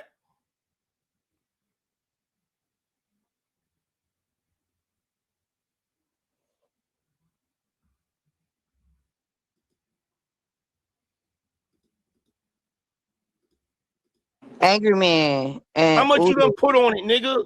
Exactly. Hey, Derek in the chat. He said y'all, so it applied to me. Talking that crazy shit, nigga, and I be in the city, nigga. Next time I'm up there, I'm about to hit my phone. Let me give you the number.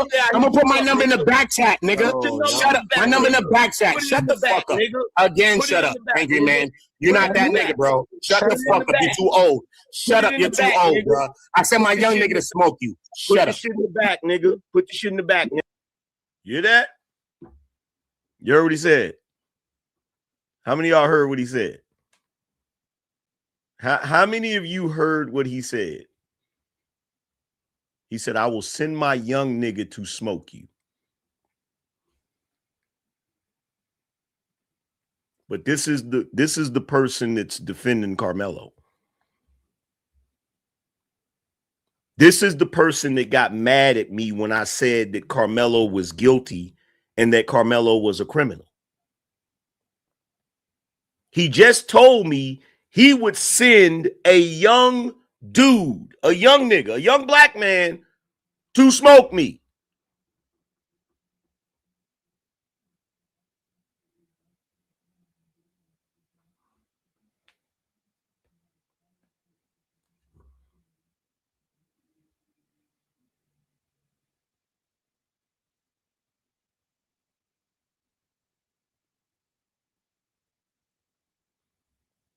Guess what, my G?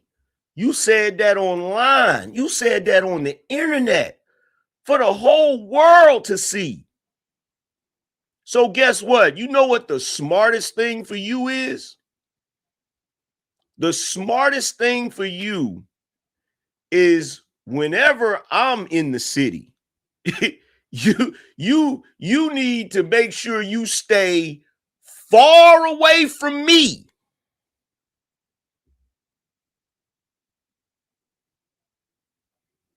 And not because I'm going to do anything to you. I'm not going to do nothing.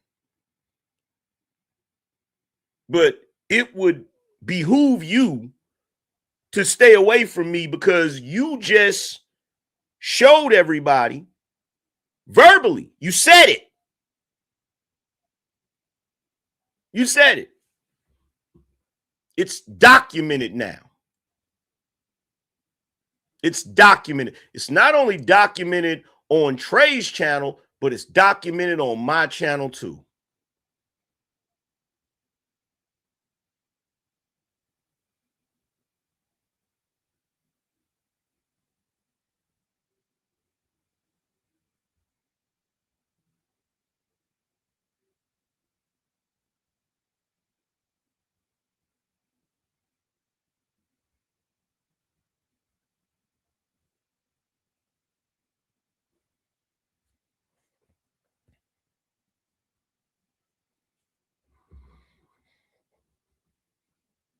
And by the way, he didn't put his number in the back.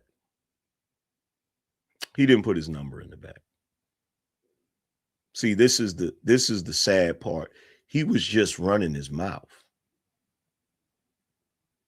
He was just running his mouth. You know, the same way Carmelo was running his mouth.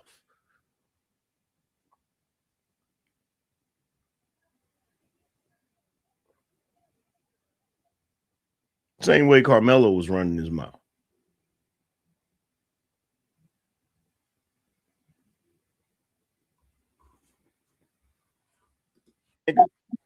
Put it in the back. Hi, nigga. You ain't even from Brooklyn. You got to come back. I've been in Brooklyn and New York the whole time. You buy in front of Rockaway, Alabama. Rockaway, Alabama, sir. I'm sorry, respectfully. Sir, did you just say you gonna have somebody smoke somebody on my panel? Did you just say that? I tried to help these niggas out. Hold on, I'm asking a question. Oh, he dropped. Oh, okay. He knew what time it was. Got it. Okay. And then he dipped.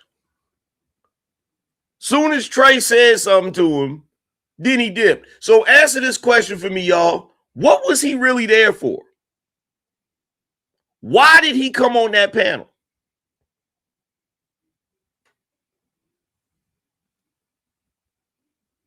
Why did he come on that panel?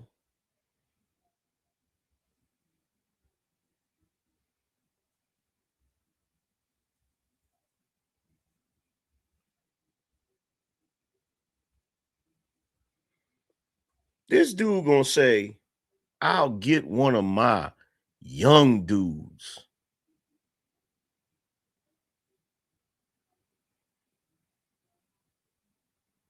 Are you serious right now?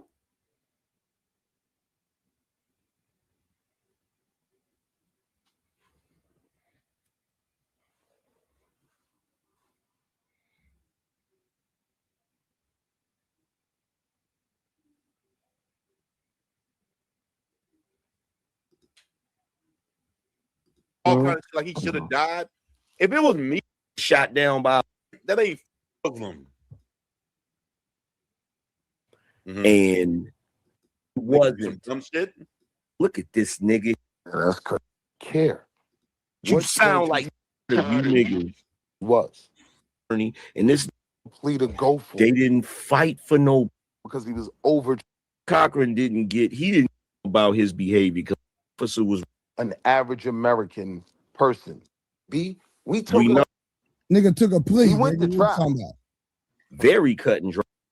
No, what y'all niggas want to have do you know I was gonna try to find the moment where the dude was saying that I was a celebrity and everybody wanted to hear what I had to say and all of that crap, but I ain't gonna look for that, man. I ain't gonna look for that. But you got black folks so deep in their feelings that they up here threatening people on the internet over an opinion. They up here threatening people over an opinion.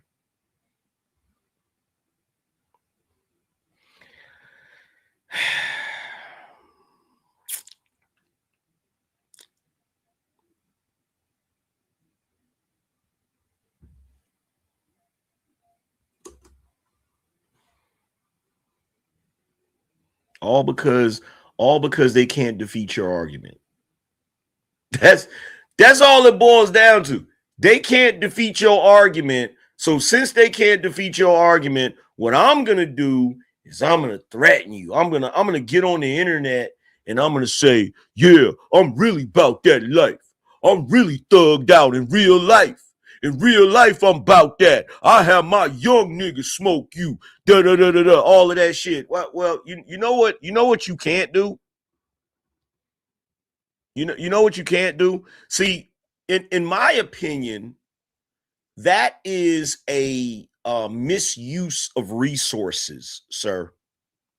If you're really about that life and you have such a vast criminal network, what you should be doing is you should be trying to get your young niggas to protect Carmelo in prison. And instead of worrying about the Angryman, right? Because again, this goes back to what I was saying on the panel. Since you care so much about Carmelo, how much money did you put on his books? How much money did you put on his books? Do y'all notice he didn't answer that question? Did y'all notice he didn't answer that question? He didn't answer the question. I'm trying to understand.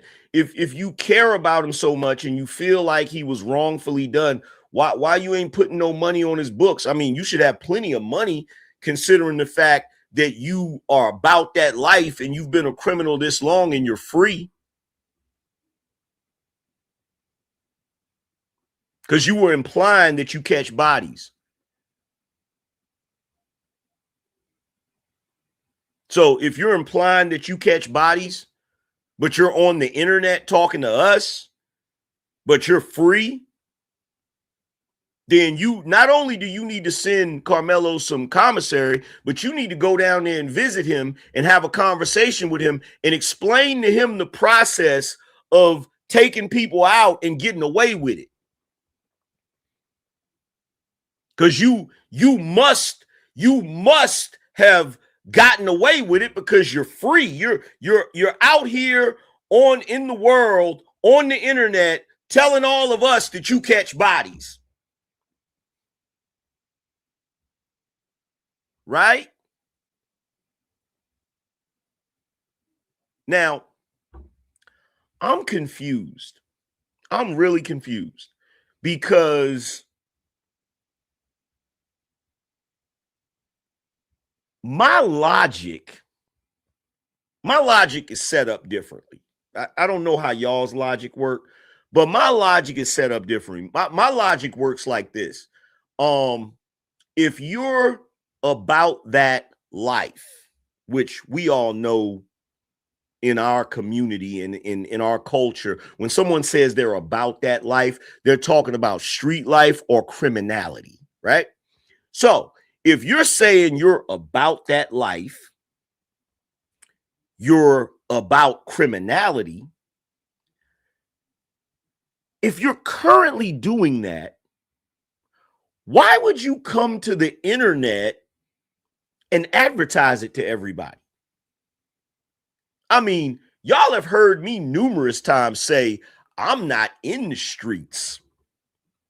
I used to be back in the day, but I don't do that no more. I'm a tax-paying citizen.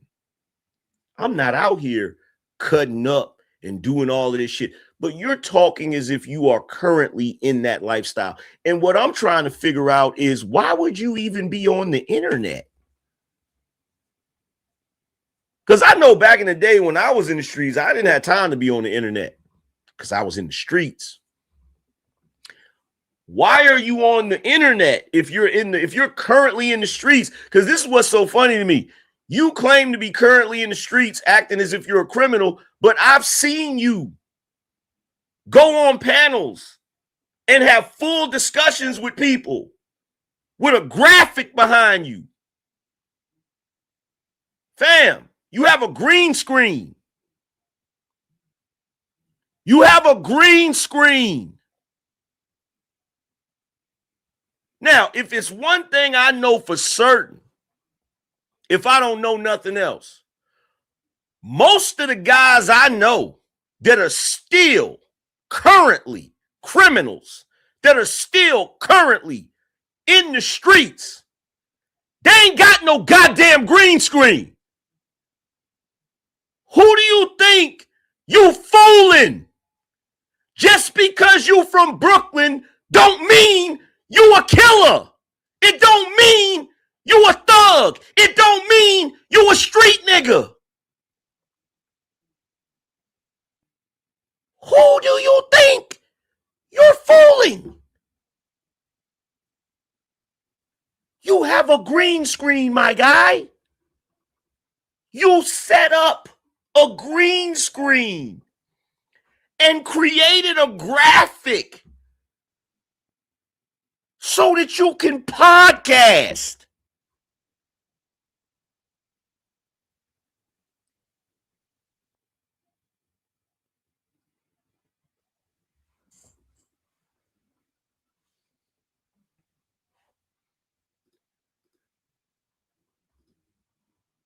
Shout out to Charles. He said, facts. I'm from the Bronx and know that. Bro, like, here's the funny thing. It's certain dudes that was born and raised in New York, and they think that everyone who's living outside of New York believes that everyone in New York is a gangster. Everybody in New York is not a gangster. Everybody in New York don't want to be a gangster.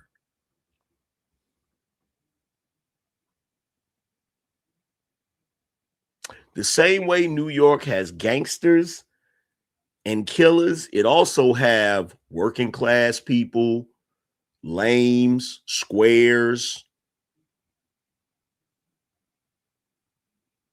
all types of people in New York. All types of people. But here's the thing, though.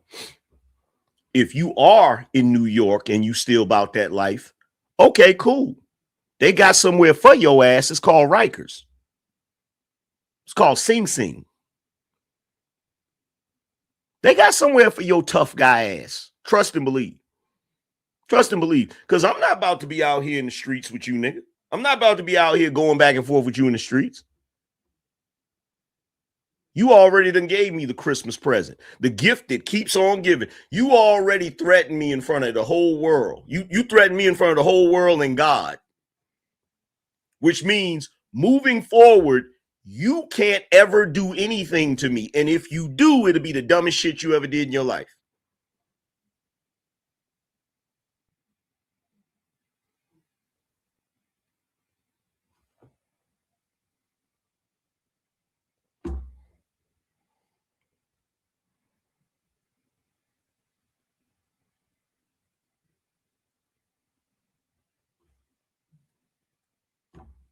Am I wrong?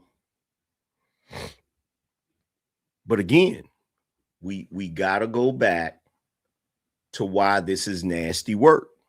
We got to go back to why this is nasty work. We got to go back to the original point that makes this crazy. He was trying to prove to me that the stereotype of Carmelo was incorrect. He was trying to prove to me that that young boy, that teenager, was not a criminal. And in the same stream, he threatened to send a young boy to smoke me.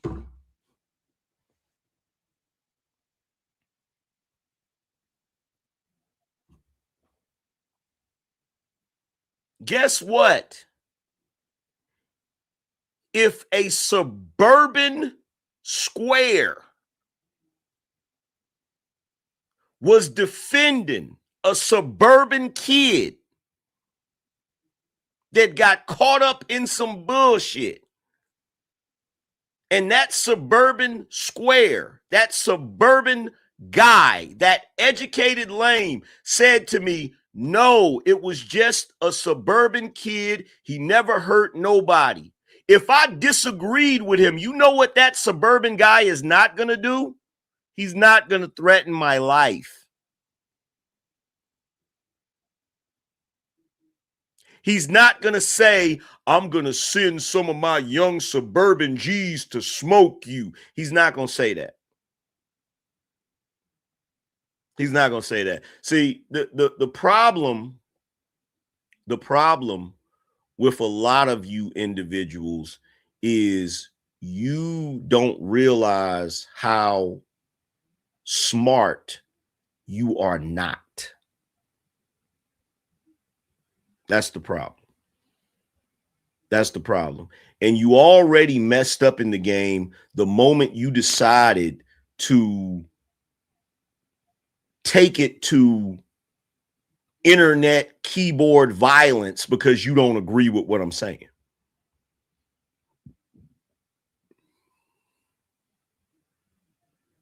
The moment you decide to take it to keyboard warrior status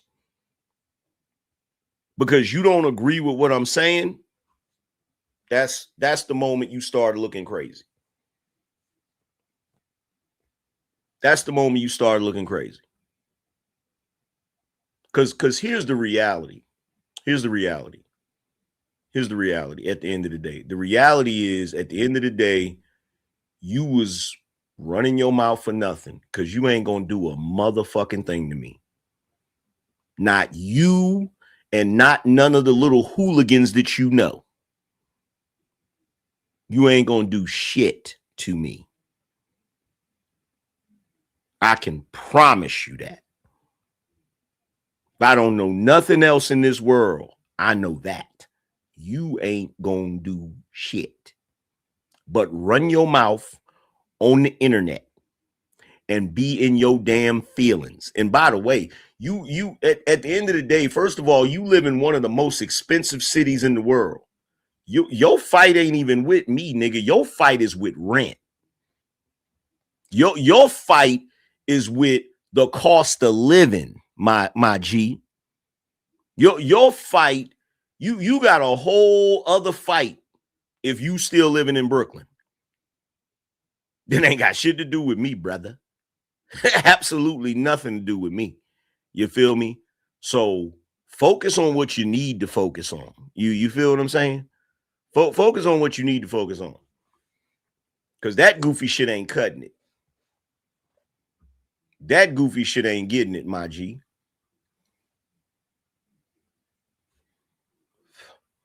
And that's what's so funny. You talking about you gonna have one of your YNs smoke me, nigga. You need to be worried about the YNs. Yo ass the one that's still in Brooklyn. You talk about sending some YNs to do something. You need to be worried about the YNs that's up there, like, bruh.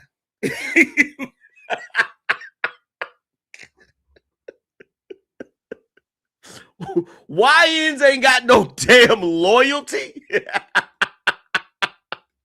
You talking about you gonna sick a YN on me, nigga. You need to be worried about the YNs.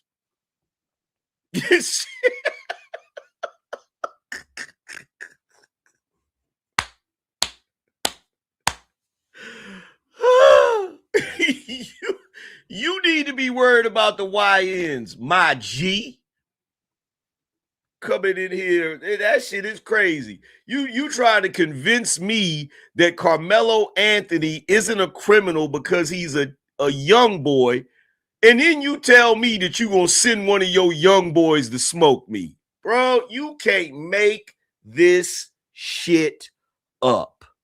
You cannot make this shit up.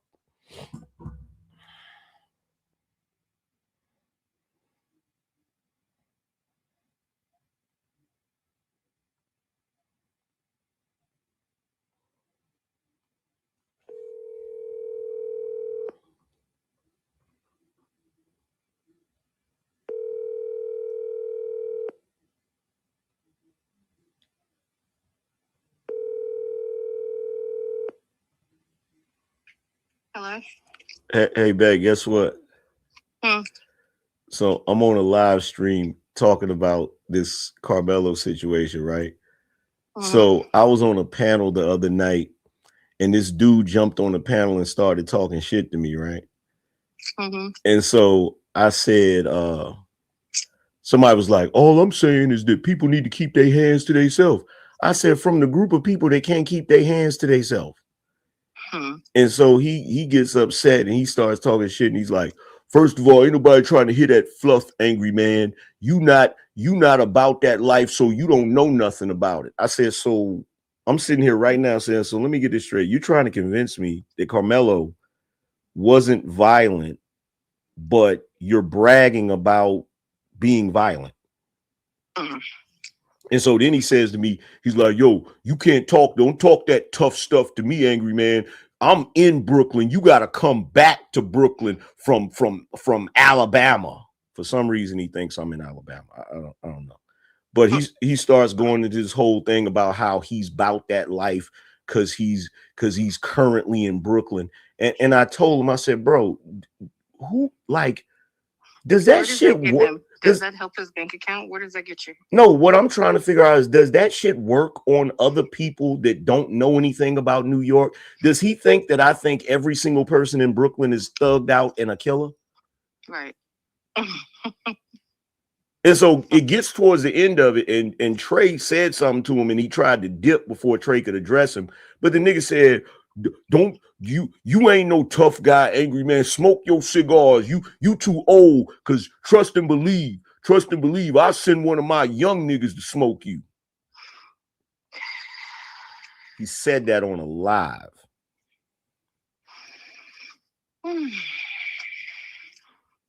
It's not even worth it. Like, how stupid is that?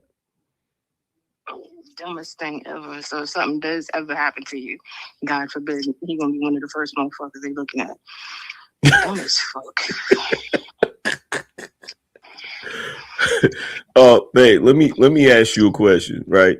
Because niggas always try to discredit me or whatever, right? So let me ask you a question, being that you are born and raised in New York City. Do you know any thugged out gangster killers in New York that get on the internet and tell everybody what they're gonna do? Right. Dumbest thing ever. Nah, I know niggas that be like, bet. Bet. Yep. Just bet. All right. Bet. Cool. And look, this is all I said to him. I said, look, bro, don't talk crazy to me. I was like, the next time I'm in the city, we can have this conversation face to face and we can straighten it out. No, we can't. That shit is beneath. And, no, we can't. And that's what I said. And this is what the nigga said. I'm gonna put my number in the private chat, in the back chat, which he never did. No, we can't. Beneath. Get out of here. Loser. Fuck. Oh, let's fight. I don't like your face. Loser. But let me ask you this. Do you think I'm worried about him doing something to me if I go to the city? No, and that's no way to live your life being scared either. No, but we don't hang out in places that the ruffians be. We don't be in the ghetto. Back to the ghetto, you go. Back to the ghetto, you go. Right. It's making me itch. He said it's making you itch. All right, let me let you go. All right, I'll see you in a few. That's the other side of it too. Like, first of all, you're never gonna be nowhere near me. You're never gonna be nowhere near me. That's number one. That's number one because my wife is right about that. Like, yeah. No. Yeah, because here's the thing: when I do go to the city, I do not congregate in the ghetto. I don't do that. Yo, shout out to EJ Johnson 254 for the sponsorship. I appreciate you, brother. That's that Bino energy. Oh, it's a lot better than we usually do. All right, chums up. Ready, guys? Let's do this. Leroy Jenkins. EJ says, stopping by to show love. Shouts out to you as always, AM, and the rest of the Bino Nation, Bino Empire. No doubt, man. Appreciate you, broski. Yeah, that's the other side of it. The other side of it is ew. Like, but here's the thing, right? It's kind of like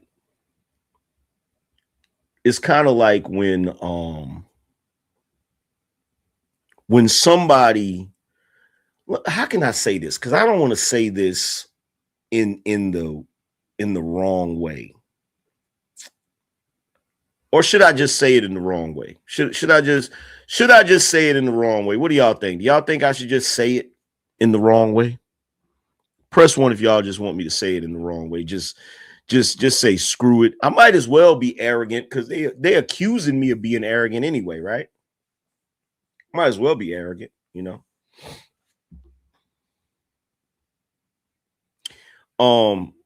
Here's the reality. There's a bunch of you dudes that talk crazy about what you're gonna do, but the reality is you're never gonna be in proximity to me because you're not in my tax bracket.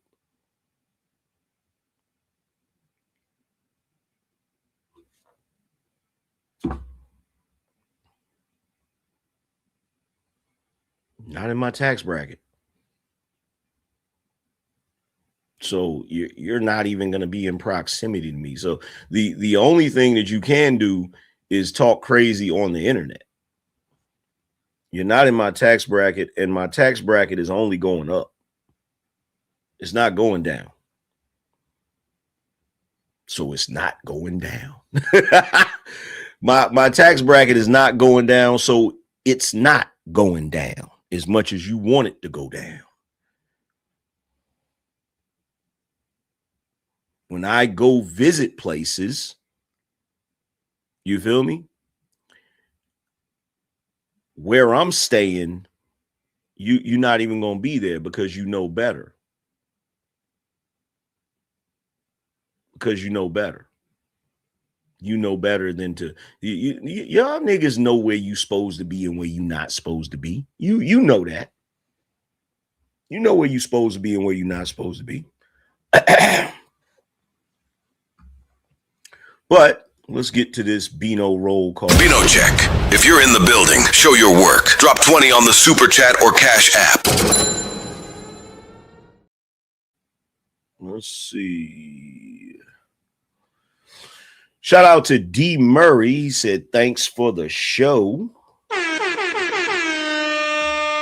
That's that Bino energy. Let's see who else we got.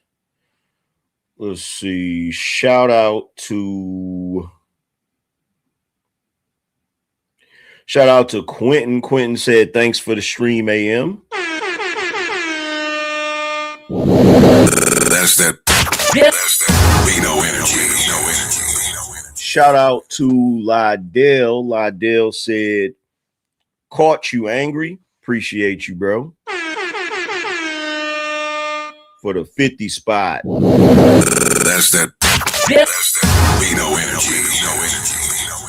That boy is good. Let's see. Shout out to Quentin. Quentin said, I don't know how you keep putting up with this BS. I don't either, brother. That's that. That's that Bino energy. I don't either. I just keep doing it. You feel me? I just keep it pushing. I just keep it moving. Shout out to Lone Wolf. He said, double up. Appreciate you, bro. That's that. That's that Bino energy. Shout out to Kendra. Kendra said, Bino roll call. Fire emoji. Fire emoji. Fire emoji. That's that. That's that Bino energy. Shout out to Chico. Chico said, AM, that cat was just bluffing, seeing if you fold up. Yeah, I know. That's that. That's that Bino energy. That boy is good. Matter of fact, you know, y'all mind if I have a transparent moment? Y'all mind if I have a transparent moment? Press 1. We're gonna get to these other Bino roll calls, but press 1 if y'all mind. I mean, press 1 if y'all don't mind. Press 1 if you don't mind if I have a transparent moment. Here's the reality. The reality is this, bro. The reality is, you know, growing up, all I ever did was have to fight and, you know, get into it because I was always being put to the test because I was a light-skinned kid with light red hair. The older I got, it turned to light brown hair. Still, niggas always wanted to fight, always picked fights with me. I got into a fight every year the first day of school. Every year, right? Even when I got older, teenage years, I ripped and ran the street. I did a bunch of stuff that I didn't have no business doing. Luckily for me, I never ended up going to prison. I've never been shot. I have been stabbed, but I've never been shot. By the grace of God, I've never been shot. I've never went to prison.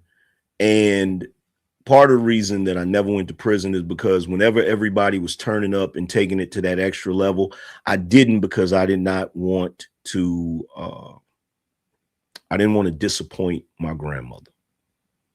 Didn't want to disappoint her. Didn't want to break her heart.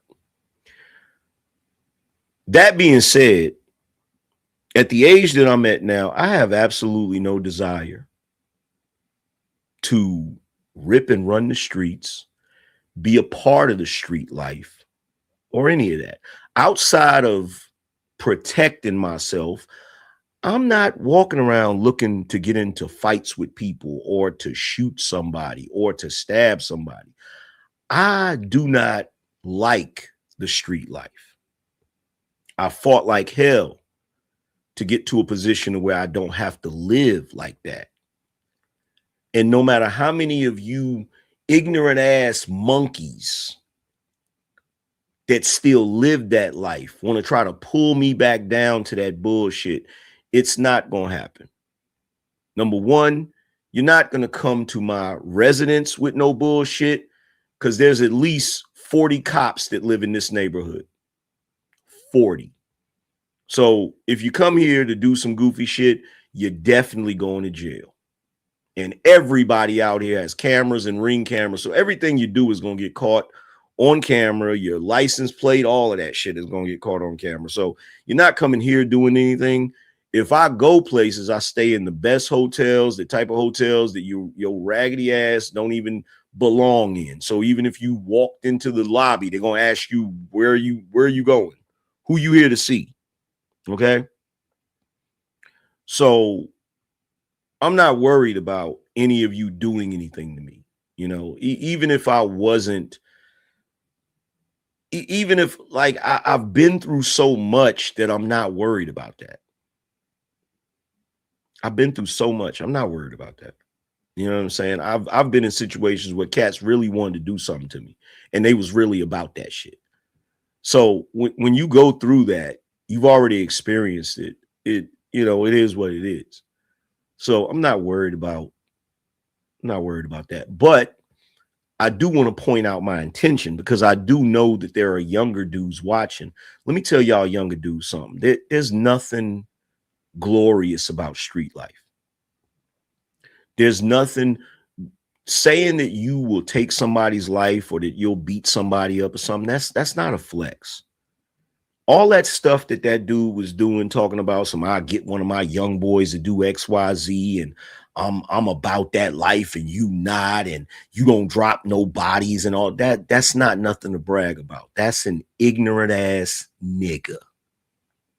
There's absolutely nothing prideful about any of that shit he said. That is a lost ass nigga that has to pride himself on the worst things in life, because there's nothing good in his life to pride himself on. When you have good things you can pride yourself on, you don't do that. You don't do that. See, a nigga will come here and say things like that and act as if that's something to be prideful about, but then will tell me that I'm goofy for being proud about having 831,000 subscribers. They'll come here and tell me that I'm goofy for being proud of being a YouTuber and having a large platform where I reach thousands of people every day.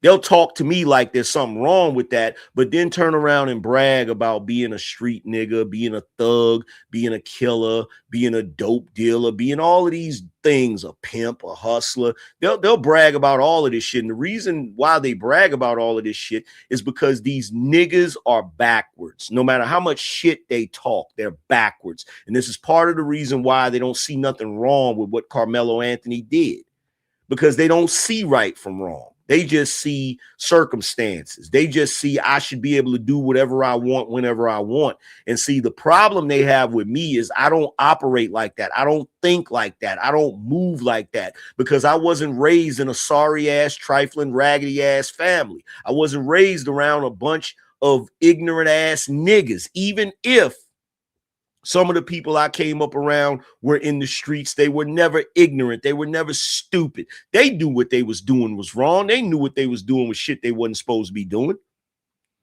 But never once has any of us bragged about the shit like it was something to brag about. When I was a hustler, I didn't brag about that shit. When I was in the street, I didn't brag about that shit. It was just the circumstances I was in. But I fought like hell to get out of those circumstances. I fought like hell to have a better life. And now I got a better life. And there ain't now one of you niggas that's going to take that from me. Now one of you. So you can come up here online and you can talk your shit all you want to. I don't care how much shit you talk, because here's the truth. Here's the transparent part I want to tell y'all. Every time I get on a panel with somebody and they start talking that shit to me, the old me start coming out and I start talking shit. And after that panel, after that show is over, I kick myself. After that show is over, I say to myself, Angryman, why are you arguing with these niggas? Why are you going back and forth with these niggas? It is a complete waste of time. And I'm not talking about the debate part where people are debating about talking points and shit. I'm not talking about that. I'm talking about these dick measuring contests. I'm talking about when somebody starts saying you ain't about that life and I do this to you and I do that to you. I don't even know why I'm arguing with them niggas, because what my response should be to all of that is, okay, if you do, you're going to jail. That should be my response to all of that bullshit. The moment y'all get up there and start saying, oh, Angryman, you ain't built like that, you're right. I'm not at all. Nope. I'm not built for the struggle no more. I'm built for comfort now. I'm built for luxury now. I'm built for luxury. I have a towel warmer in my freaking bathroom.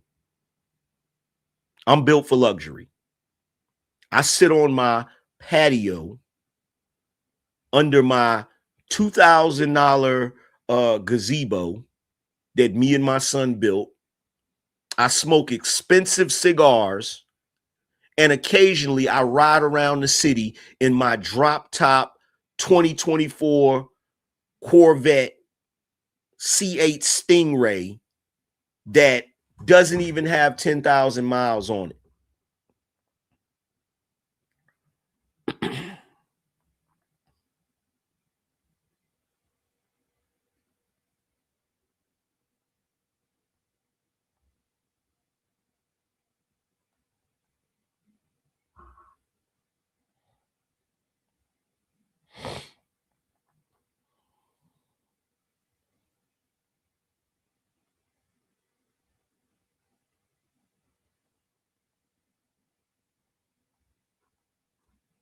Let's see.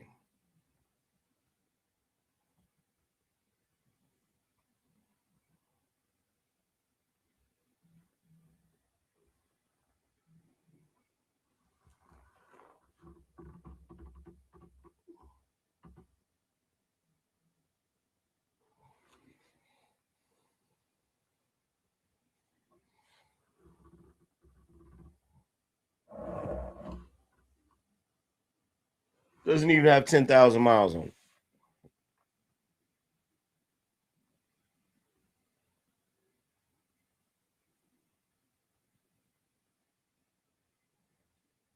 Doesn't even have 10,000 miles on it.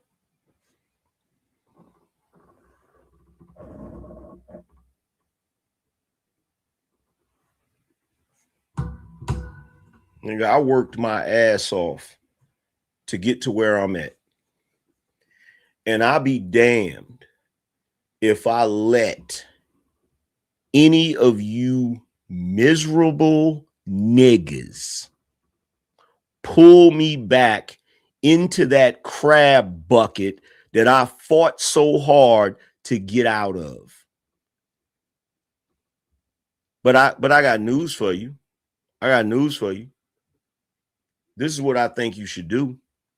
If you're a grown man and the only thing you can offer on the internet is to tell people that you would drop a body and that you're built like that and that you'll get a young nigga to throw his life away by doing some shit for you, you should get your black ass off the internet because you have nothing to offer anybody of any value. Go live that street life that you're bragging about so much until you succumb to it. But don't bring your ass to the internet where people are trying to have an intellectual conversation and bring that dumbass nigga shit here because we really don't want to hear it. I know I don't want to hear it. If I wanted to hear that shit, I would be standing on the corner listening to niggas talking that dumb shit while they sucking on a damn bottle of liquor. See, I'm about to stop getting into it with you guys at your level. Because that's the problem. See, I be trying to meet all of you where you're at. And in some cases, that's a good thing. But when it comes to you ignorant niggas, it's a bad thing. Trying to meet you at your level is incorrect. Because you're too ignorant. What I'm gonna start doing is meeting you at, I'm gonna make you come to my level. So the moment you start talking about some, oh, you ain't about that life. Nope, I'm not, sir. What life are you referring to, sir? Are you referring to a struggle life? Are you referring to a life where you out here cutting up and acting a fool and risking doing football numbers? Because if you're talking about that, no, I'm not about that life. I'm about this luxury life. That's what I'm about. I'm about living it up. That's what I'm about. I'm about riding around in expensive cars, catching first-class flights, staying at 5-star hotels, going to 5-star restaurants, being able to buy whatever I want, living my comfortable life. That's the life I'm about. The life I worked for. That's the life I'm about. Well, you ain't tough like that, so stop talking tough. I can talk however I want to talk, sir. It's freedom of speech. And if you don't like it, you just got to deal with it, because there ain't nothing you're going to do about it. Because if you do anything about it, or even attempt to do anything about it, your black ass is going to jail. Because I do not play them little ghetto games that you niggas play.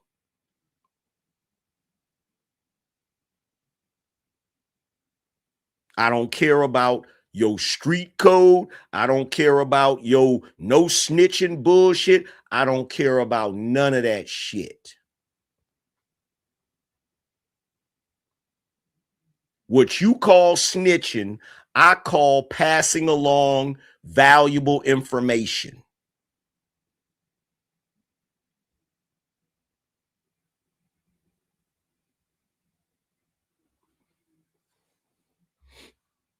But let's get back to this. Shout out to Still Human Made. Appreciate you. That's that. That's that. Bino energy. Still Human Made said, chilling like a villain. Support for AM from the Ethiopian from down the block. Happy Father's Day. Appreciate you, bro. Shout out to Lone Wolf with the double up. Appreciate you. That's that. That's that. Bino energy. Shout out to Donnell. Donnell said, what's up, AM and Beanos? That's that. That's that. Bino energy. Shout out to my man Gino in the building. Gino said, can't help but be sad about the whole thing. Two young boys have lost the best of life, yet wrong is wrong. Can't bring a knife to a fist fight. That's facts. Appreciate you, bro. That's that. That's that. Bino energy. Shout out to Young Illuminati in the building. Appreciate you, broski. That's that. That's that. Bino energy. Shout out to Bryn, said channel love. Appreciate you. That's that. That's that. Bino energy. Shout out to my man Gongu in the building. He said, preach AM. I got 2 felonies from 25 years ago. Changed my life around. We living good now. Just bought a 7 Series M Sport Beamer a few weeks ago. F the streets. I know that's right, bro. Congratulations and salute. That's that. That's that. Bino energy. We trying to live the good life. Now that black folk are in a position to actually get something and actually live a good life, why would you want to live any other way? But I told you, you got people that still cling to the streets, and they still cling to the bullshit because they don't got nothing else to cling to.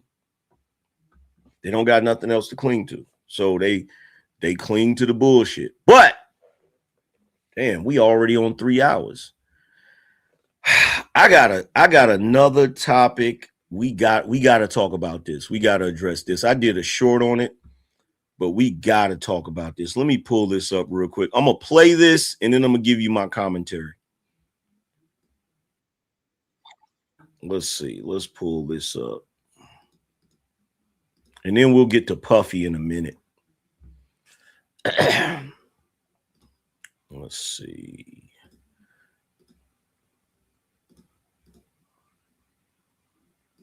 So how many of you guys seen this YouTube short? Let's see. How many of you guys? Okay, guys. So it looks like Stefan.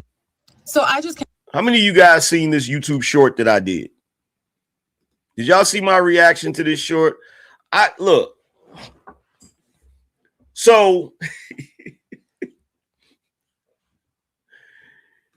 if y'all saw my YouTube short, this woman, this lady, said that she found or online there's a text message between two white ladies. One white lady is schooling another white lady on how to get professional athletes, how to get black men that are professional athletes. And this chick said, I want you guys to pay attention to this text thread because it puts us in the mind of what black men think. And I'm like, so you're going to look at a text thread between two white women to understand how black men think? So, number one, just the fact that you would even have to do that as a black woman is nasty work. That's number one. You shouldn't have to. Why would you need to look at a thread between two white women to understand the men of your group? You're a black woman. You should already understand black men, right? But watch this. I'm gonna play this, and when y'all hear this, bro, look.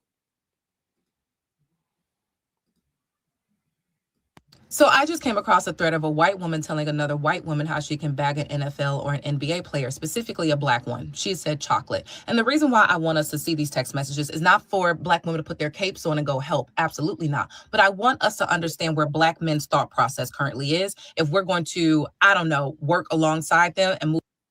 That's right. She said, we need to look at this text thread between these two white women to understand where black men's thought process is. That's already nasty work. That's already ridiculously outrageous, right? Forward in liberation.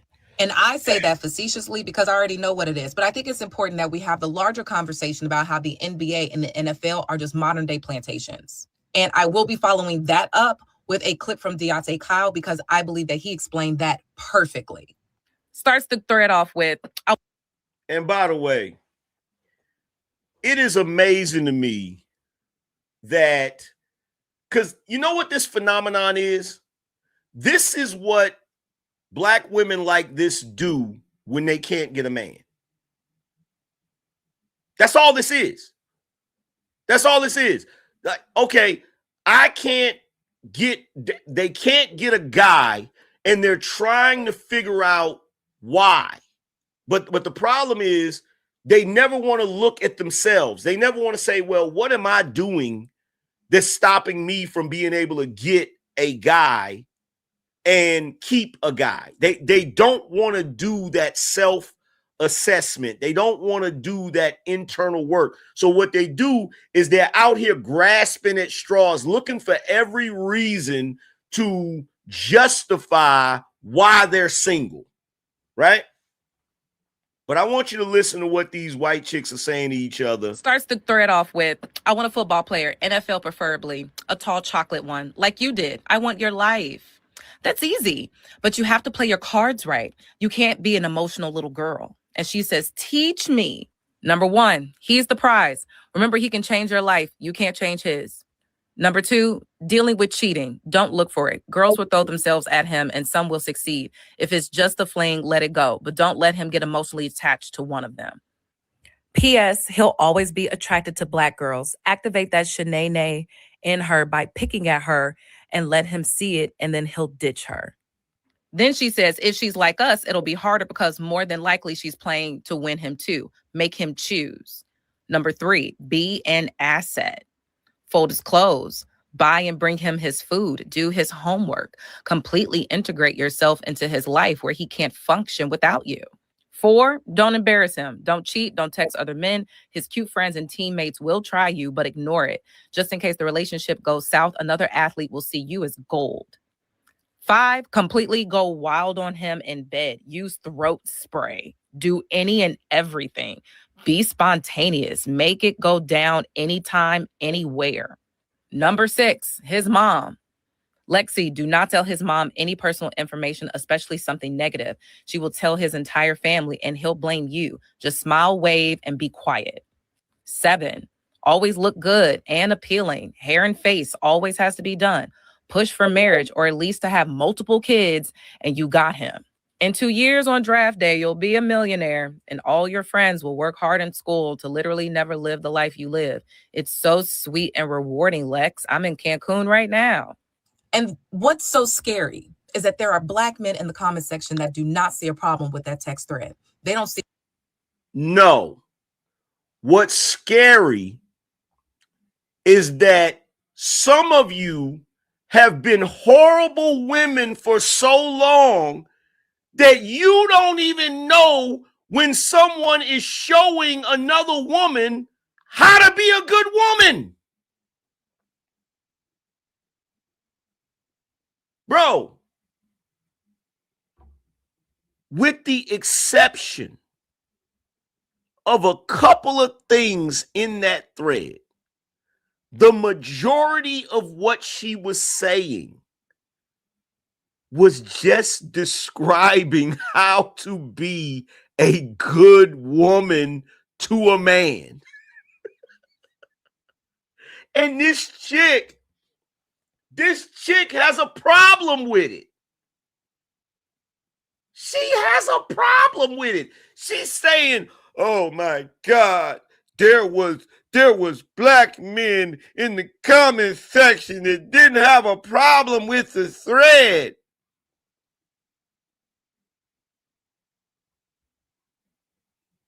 Wait, so let me make sure I understand this. You got a white chick saying she wants a rich guy from the NFL that just happens to be Black. And the other white girl says, well, I can tell you how to get him. All you got to do is remember that he's the prize. Don't go looking through his phone and stuff to see if he's cheating. If he has a fling, don't trip about that. Just make sure he never gets emotionally attached to somebody other than you. Cook for him, clean for him, go crazy in bed, be his support. Like everything, bro. Everything she said is literally what women used to do in order to get a regular guy. This is how bad things have gotten. You literally have women schooling other women by telling them how to be a good woman to get a millionaire when they used to do this to get a regular working class guy. Everything she said on that list, with the exception of the whole you're a white girl, he's a Black man dynamic with the Shaniqua and all of that, that's nonsense. All of the rest of the stuff is literally what women have always done in order to get a decent man. It's literally what they've done. Now, here's the other crazy thing. The other crazy thing is the fact that this shows you something. Now, she thinks she's exposing these two white women, but really she's exposing herself, her and all of the other chicks that's in her comment section right now, right? Because there's another Black chick in the comment section. She says, oh, wow, thank you, sis. It all makes sense. Yeah, you're right. It does make sense. Because guess what? We'll never see. You're never going to see a thread like that between two Black women. That's the sad part. You're never going to see a thread like that between two Black women. Now, she tries to say, oh, this is manipulative. For one, when are y'all not manipulative? That's part of your nature. See, this is what I try to tell dudes. You shouldn't be tripping about a woman being manipulative because that's part of their nature. What you should be tripping about is, does her manipulation lead to you losing? Or does it lead to you winning? Because in that scenario, what she told that chick to do, nothing in that is going to be to a detriment to whatever guy she gets with. Whatever guy that is potentially getting drafted to the NFL or the NBA, whoever that chick goes after, everything she listed on that thing, none of it is a detriment to him. If you notice, I'm going to tell you where I thought it was going to go. I thought by the time it got to the end of it, she was going to say, and after you marry him, then you can divorce him and take all his money. But she didn't say that. She didn't say that. She basically told the chick, do these things. Do A, B, C, D, E, F, G. And all of the things she said is something that the guy would like. It's something that the guy would benefit from. And if you do all of these things, this multimillionaire athlete will marry you and you'll be able to live a good life. Where's the problem? Where's the problem? Where is the problem? I want to know, like, am I crazy, y'all? Am I crazy? Did y'all hear anything? To all of the fellas in here, did y'all hear anything that you was like, oh, that's messed up? Did you hear anything? See, I'm going to tell you why she has a problem with it. She has a problem with it because they have gotten to the point where they do not believe in going above and beyond to get and keep a man. They don't. They don't. This is why they'll see something like this and be like, oh, these men are crazy if this is what they expect. This is what they expect. They're crazy. Bruh. Why so serious? What's going on, bro? He said that text thread is the blueprint for a lot of women, but y'all ain't gonna listen. Oh my God. That text thread, let me tell you something. That advice that chick gave that other chick in that text thread, if the women actually took that seriously, you would see the marriage rate spike. You would see a number of things. One, if dudes thought for a second that chicks were willing to do all of that just to get a successful man, you would see men's income increase. You would see men's ambition increase. You would see men going harder in the paint than they ever did in order to be providers and make money. And they'd be like, 100%, yeah, 100%, man. She talking about throat spray. 100% is cool with me. Bro, they just don't get it. They don't understand how simple we are. They don't. They don't. They really don't understand it's this simple.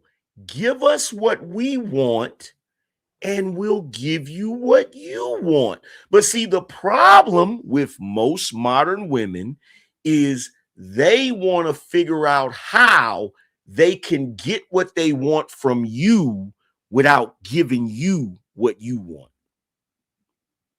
That's where the problem is. That's where the problem is. Listen to this. Listen to this crazy shit. Listen to this crazy shit. A problem at all. They're actually looking for a woman to do in the comment section that do not see a problem with the life you live. It's so sweet and rewarding, Lex. I'm in Cancun right now. And what's so scary is that there are Black men in the comment section that do not see a problem with that text thread. They don't see a problem at all. They're actually looking for a woman to do that for them. They're not even understanding that that is emotional, mental, physical, sexual manipulation. Actually, what the men are saying out loud is that they would like to be manipulated. They would love for you to show up and give them a fantasy just for when he breaks his leg, tears his ACL, no longer is in the league, for you to pull that rug from right up under him because you were only there for the one thing. That's not what it's not clicking for them. But the part that's really missing. Yeah, because that's not what you there for. Like, that's the funny thing. Like, they trying to go in on the white chicks like they not about the same shit. The only difference between you and the white chick is you don't think you have to do all of that. You think, see, here's the thing. You're manipulating too. Your manipulation is just different. So other groups of women, white chicks, Latin chicks, you know, their manipulation is, oh, I'm going to give him a fantasy and I'm going to do everything that he wants. That way I can get what I want. That's their manipulation, right? Black women's manipulation in most cases is, I'm not going to give him the fantasy to get what I want. I'm going to shame him to get what I want. I'm going to tell him a real man does this and a real man does that. And if you ain't doing this, you ain't shit. And if you ain't doing that, you ain't shit. See, your manipulation is different. And see, this is the reason why black men have an issue with y'all. It's because black men understand that women are going to be manipulative regardless. The thing is, I would rather be manipulated by somebody that is giving me what I want. Fair exchange is no robbery. It only becomes a problem when you're being manipulated by somebody that doesn't want to give you what you want. You feel me? Like, I'll give you guys the perfect example. Everybody has had their wife or their girlfriend act like she couldn't do something to get you to do it. Oh my God, it's so heavy. I just can't lift it. Can you get this for me? It's just so heavy. Every one of us dudes know that's a manipulation. Every one of us dudes know that's a manipulation. Here's the difference. I'm not tripping about that manipulation if after I've lifted this thing for you and then I go sit on the couch, you come and bring me a sandwich and something to drink. Guess what? I'm not tripping that you manipulated me into lifting something for you, not because it was too heavy for you, but just because you didn't feel like doing it. I don't, that's like the unspoken contract between men and women. Okay. Men will do things for women that we know they can do for themselves, but we only do that because women are willing to do certain things for us. Right. The problem is when it comes to the black community, a lot of black women, they have taken you lifting that box and they've turned it into something mandatory.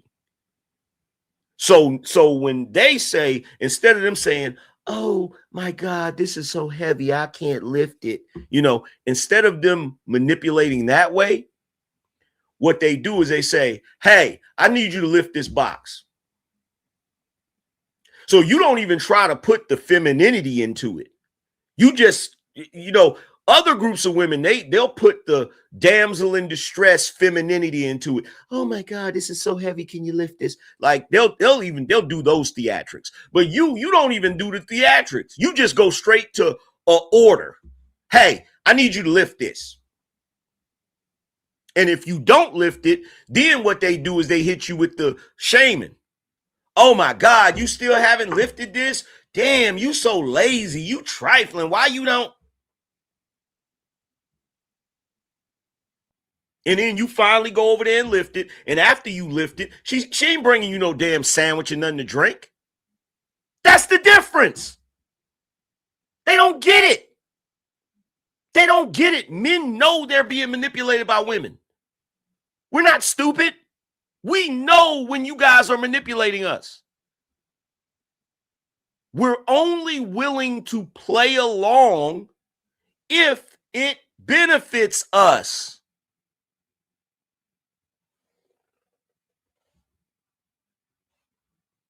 So with the other groups of women, the manipulation goes like this. Oh my God, I can't lift this. Feminine.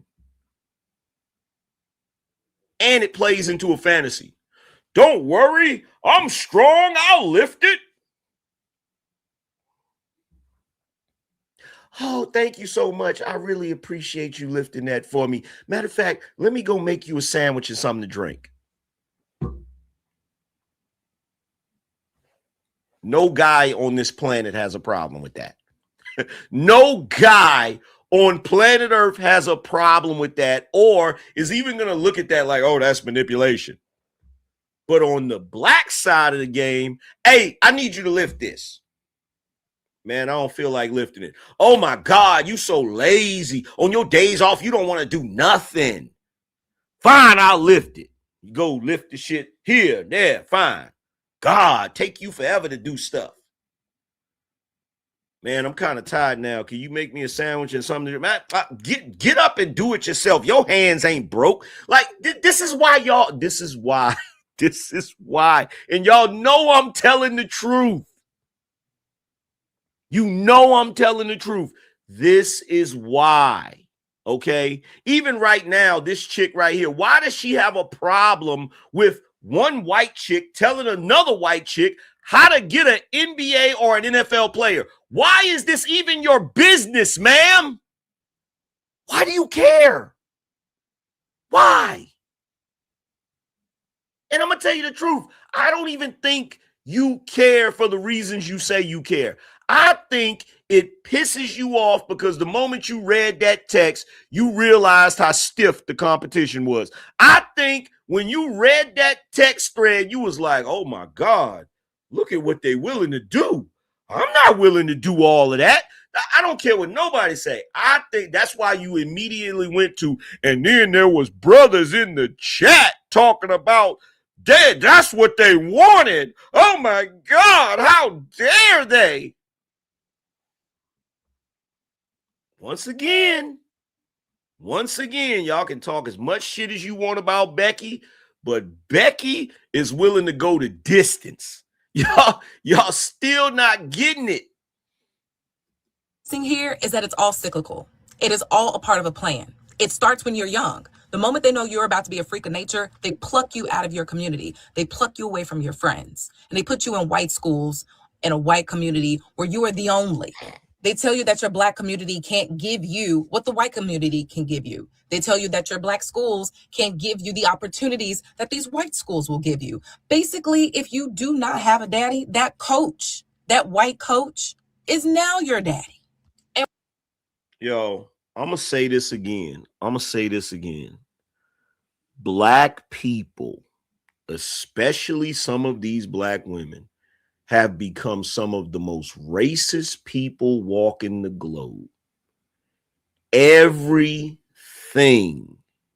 is about race. Everything is about race. Everything is about the struggle. Everything is some race conspiracy.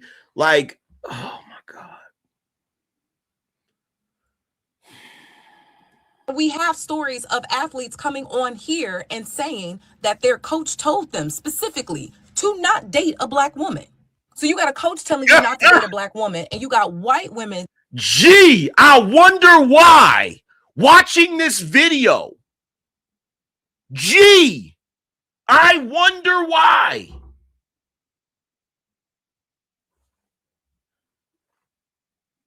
Scheming and scamming on you. Of course. What ends up happening ends up happening. And what ends up happening is that you make all this money to make a white man more rich, and then you date a white woman so she can ensure that that wealth that you just accumulated never gets back to the black community. Oh my God. Oh, Jesus. So if I, what am I if doing? you take, so if I don't having a, so I just came across a thread of a white woman do not have a daddy, that coach, that, and then you date a white woman so she can ensure that that wealth that you just accumulated never gets back to the black community. Yeah, because God only knows that when that wealth doesn't come back to the black community, it's going to take away from the hospitals and the banks and the grocery stores that we're trying to build, you know, because that's just like with Kobe. You know, when Kobe passed away, everybody was upset because his wife is Latina, and it was like, oh, that wealth is not coming back to the black community. Yeah, man, because that's really horrible, because that money is not going to go towards the hospitals and the banks and all of the vital businesses that the Black community needs, that we build on a regular basis. Yeah. So we gotta figure this out, man. We gotta stop letting, these Black athletes, make all of this money, get married to white women, and now their money is not going back to the Black community, because we got hospitals and grocery stores to build. For real. But Deontay said it a lot better than I did. Or because Deontay's a man, you all will actually listen to him. Hey, listen, if you've been breeding slaves, after a while, just by their size and weight at birth, you know how big they're gonna be. And you know who their daddy is, because you bred them. So what they do with these niggas as soon as they come out the womb? Same thing they do with your little child. As soon as he come out the motherfucking womb, they get that nigga from around niggas. These Black men have been surrounded by white people their entire life, so they can't even see racism. So when you start talking about racism, well, white folks been good to me. My head coach was white. He like a father to me. You start getting stories like The Blind Side. Your mama on drugs, your neighborhood, you from the projects. These white folks take you in. They didn't take this nigga in because of the kindness of their heart. They took this nigga in trying to get some of that recruitment money, man. They was working at Plantation 1-2. That's what they do. Look at this nigga. Now let's pause for a second. Because what I would love for this dumbass nigga to talk about is the fact that his mama was on drugs. Whether they took that boy in because he was an athlete or not, why would they need to take him in the first place? See, they never want to address the real shit. Soon as these athletic Negroes get old enough, they take them away from the Black community and take them around white people. Well, guess what?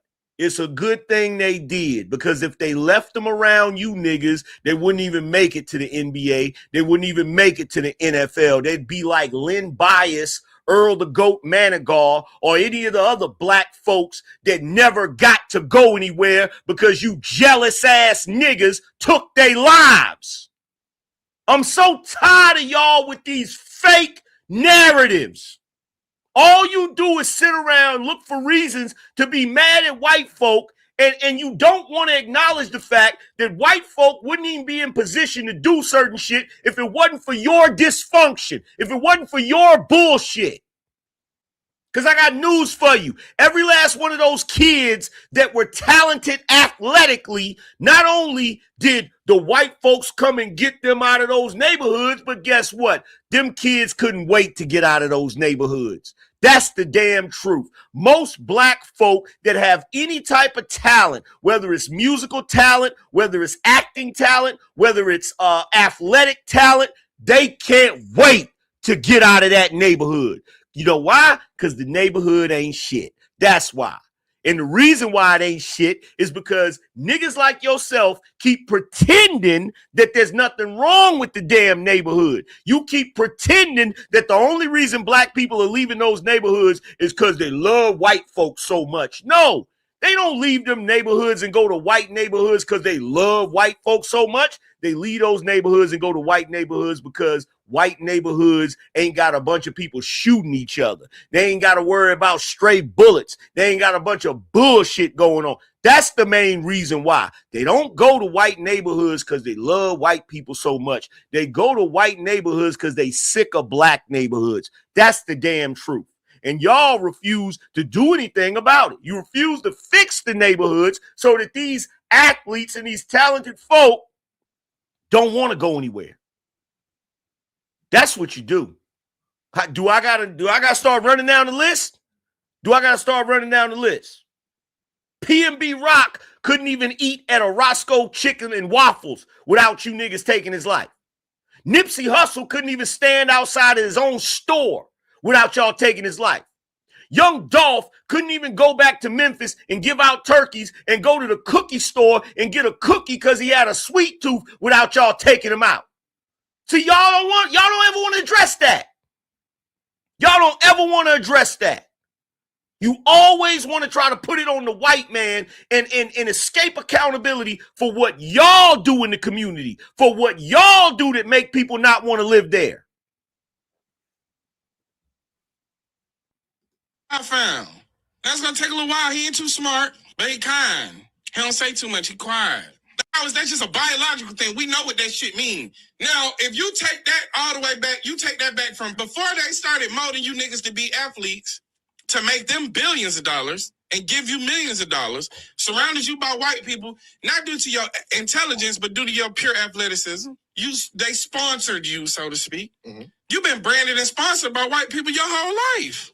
The only thing that could have kept you from it, if you got it physically, is an injury.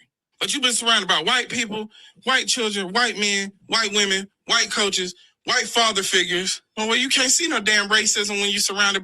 Negro, you live in America. Does he think we think for 1 second? You live in America. You surrounded by white people like everybody else. What is this Negro talking about? What is he talking about? Do you think, I'm willing to bet you any amount of money, he ain't always been a podcaster. Do you think he didn't work alongside white folks? Do you think he didn't work at companies where there were white folk? Do you think he went to a school that had no white people there? Do you think this Negro has lived a life free of white people? He never was around white people, never interacted with white people. This is the shit that kills me. Niggas love to come to the internet and act like they ass is broadcasting from Wakanda or Zamunda. You niggas are full of shit, bruh. You full of shit.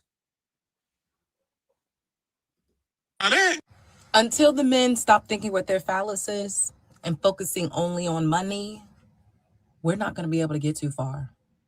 So I just came across a thread of a white woman telling another white woman how she can bag an NFL or like this is crazy. This is beyond ridiculous, bro. But this is what they do. This is what they do, and it's not productive. It's not productive. It doesn't even make sense, bro. So all it is, in my opinion, and in my humble opinion, all this is them hating on brothers that have athletic talent that got some money. That's all it is. That's all it is. So now you're hating on Shaq.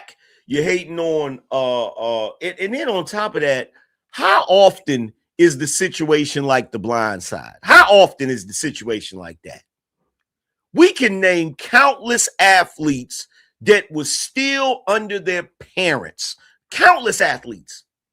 Countless black athletes that was still raised by their parents. How often do we have the freaking Blind Side situation? You got that situation.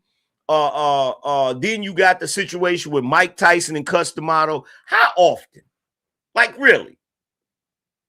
Like really? And then to start to bring up, oh, well, you're going to go be an athlete and you're going to make these white folk billions. Well, guess what? Y'all had a Negro League. Y'all didn't want that. Y'all had a Negro League in baseball. Y'all didn't want that. Y'all wanted to play with the white folk. Y'all had the American Basketball Association. Y'all didn't want that. Y'all wanted to play in the NBA.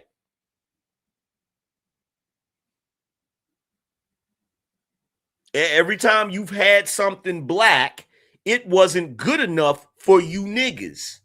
And you chose to go participate in something else. You did it every time. You did it every time. Or did you forget about Martin Luther King Jr.? Did you forget about him?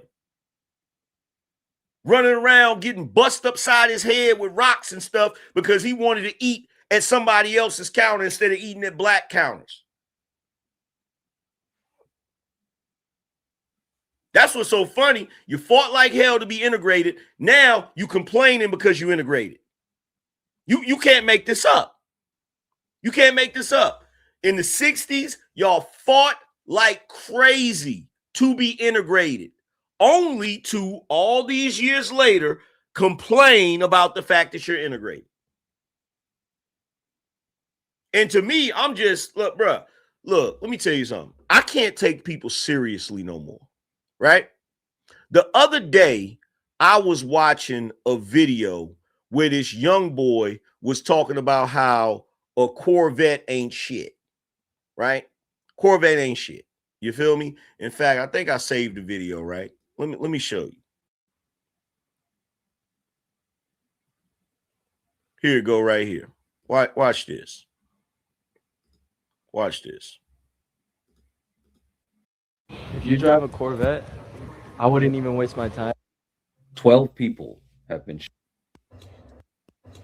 12 people. If you drive a Corvette, I wouldn't even waste my time buying a Corvette. Because that's like you're not in the supercar category. Like that's some broke people shit. Yeah. That's some broke people shit. So this is why I can't take people seriously no more. Before I got a Corvette, everybody thought Corvettes were awesome, especially after they changed the body style, right? The moment my ass get a Corvette, now all of a sudden everybody talking about Corvettes ain't shit. This is why I can't take people seriously. This is why I cannot take people seriously. Not in this day and age. I can't take people seriously. Do you realize you got people out here that will come on the internet and in one breath, the same people that complain about the price of eggs, the price of bread, the cost of living will be the same people talking shit about somebody because they got a Corvette instead of a Lambo.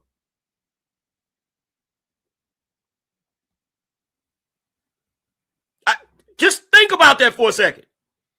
The same people that complain about the price of eggs will be the same people talking shit about somebody that has a Corvette instead of a Lambo. And I'm going to tell you why this is going on. You want to know why all of this foolishness is going on? It's the reason why you got people talking about how a Corvette ain't shit. It's the reason you got people complaining about the cost of living, but still they qualifying what people have. You know, well, what type of Benz do you got? But you was just complaining about the cost of bread, right? It's the same reason you got this chick talking about black athletes and where their money goes. I'm going to tell you where all of this come from. It's very simple. There's too many broke people in the world talking about what people with money do with their fucking money.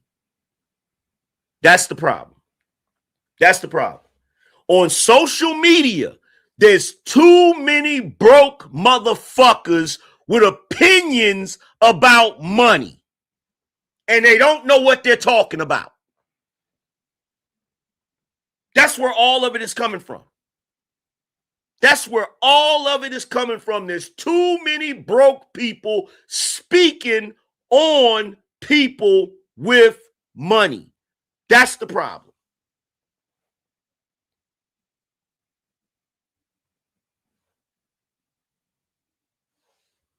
That's the problem. And they don't know what the hell they talking about. They don't know what the hell they talking about. They don't have a clue what they talking about.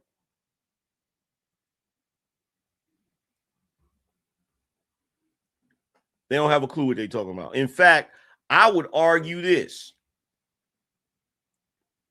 If you get your hands on some money and you would rather go buy a foreign supercar than an American-made supercar, you a goofy, in my opinion.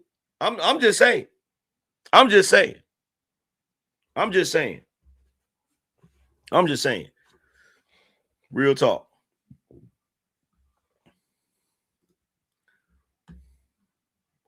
But let's get to the super chats. It's that time again. We going up. It's time to read the super chats.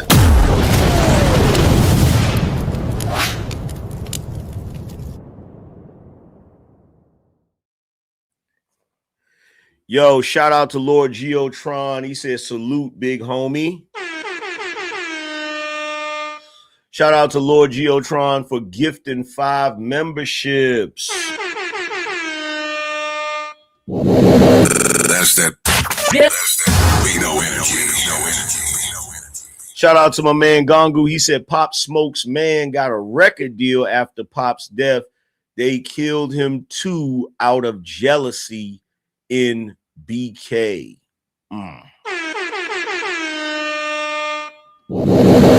That's that. That's that. We know energy. That's a shame. That's a shame.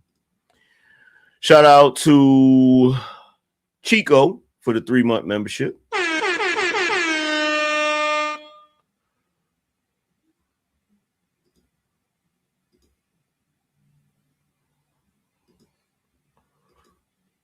Shout out to the lowly one. He said, that's exactly how you know they're dead wrong. When someone is trying to make a point, they keep talking to gloss over the point you're making. Hate that nonsense.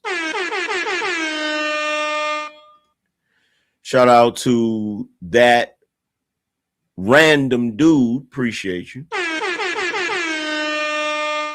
Shout out to Eric. He says, sir, you're correct. And it is a very uncomfortable situation that you have to bring into observance. Shout out to the Diz. He said, preach AM. Shout out to Citizen Man. He said, didn't Jay-Z make a song about guys like him that just make threats? They call me threats, pimp.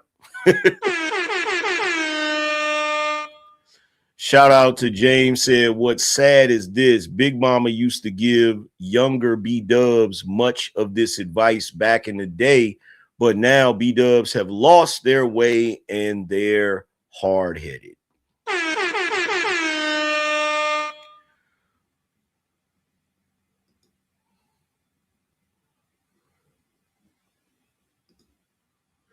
Shout out to Lord Geotron. He said, big homie, Angryman, the Corvette C8 is my dream car. That mid-engine body has made the Corvette the new standard of the world. Yeah, bro. Anybody talking, look, that's another thing. Anybody talking shit about Corvettes, especially the C8, that let me know you don't know shit about cars. That lets me know you're any young dude that's talking about some F a C8, I drive a Lambo or this, that, and the third. That just let me know you bought that car just for the look of it. You don't know nothing about cars, because to say that a Corvette is not a muscle car or not a supercar, you're crazy. That is America's answer to the foreign supercar. Straight up and down. And by the way, Lord Geotron, it was my dream car too. It was a couple of years ago, it was my dream car too. You feel me? And I don't care what none of these clowns say. Ain't now one of them gonna make me feel bad about getting my dream car. Like real talk. Real rap.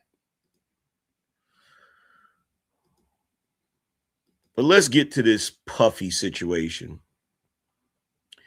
So for those of you that don't know, P. Diddy tried to do an appeal a while back, and I'm surprised that I missed this.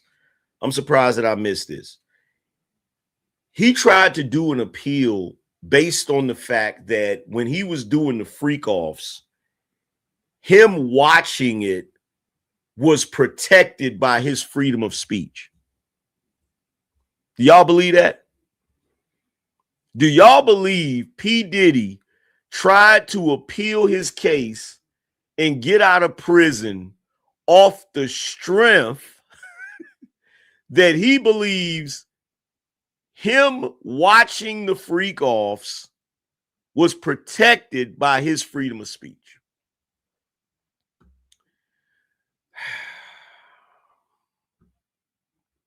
Let me pull up this story so y'all know I'm not joking.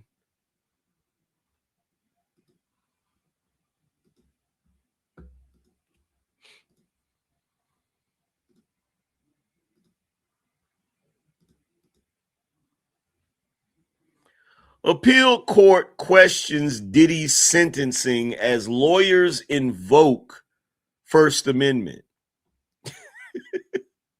Lawyers for Sean Diddy Combs appealed his conviction Thursday, arguing the hip-hop mogul was treated unfairly at trial on the you-know-what related charges and invoking the First Amendment in a bid to win his freedom.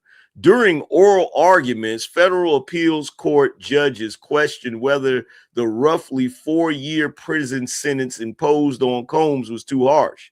The 3-judge panel of the Second U.S. Circuit Court of Appeals in Manhattan did not immediately rule after hearing about 2 hours of arguments. At the conclusion, Circuit Judge William J. Nardini called it an exceptionally difficult case, raising questions of first impression not only for this court, but for any federal court in the country. Throughout the hearing, judges pressed both sides on whether the trial judge improperly considered conduct tied to charges for which Combs was acquitted when determining his sentence. Combs' lawyer, Alexandra Shapiro, said the roughly 4-year term was the longest ever imposed on someone convicted of similar charges with a comparable criminal history. Combs, 56, is currently serving his sentence in federal prison in New Jersey. He was convicted last July under the Federal Mann Act. I don't even know why that's still a thing. That act was created under the most racist of circumstances. The fact that that act is still even a thing is ridiculous, which prohibits transporting people across state lines for illegal sexual activity. He was acquitted of sex trafficking and racketeering charges that carried the potential for a life sentence. In sentencing, U.S. District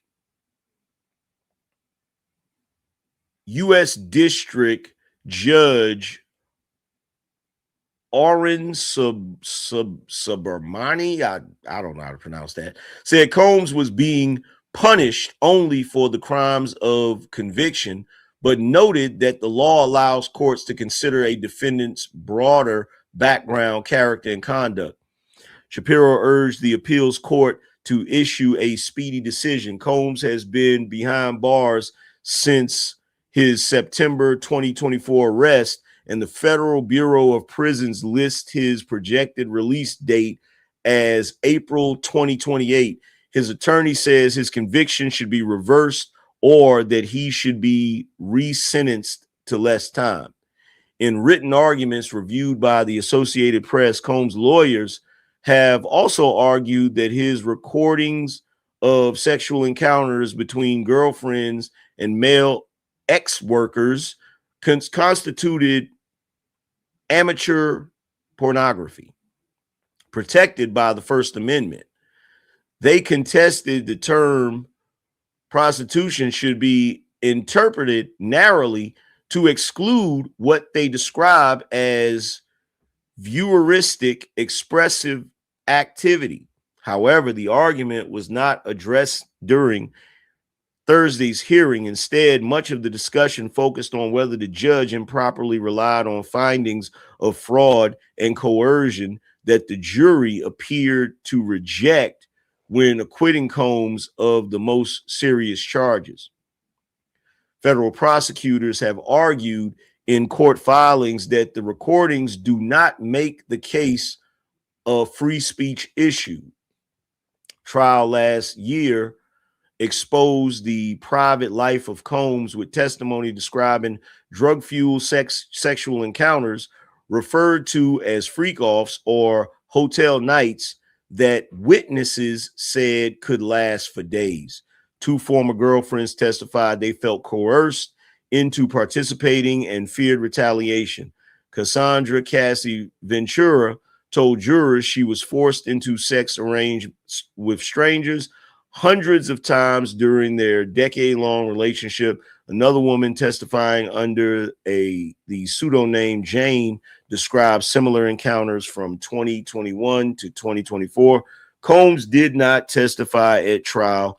His lawyers acknowledged he could be violent, but argued prosecutors were attempting to turn aspects of his personal life into federal crimes.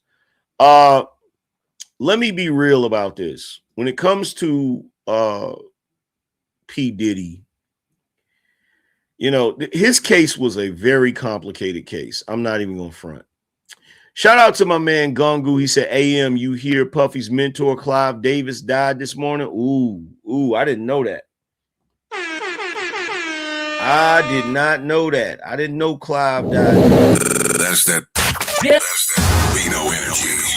I did not know that.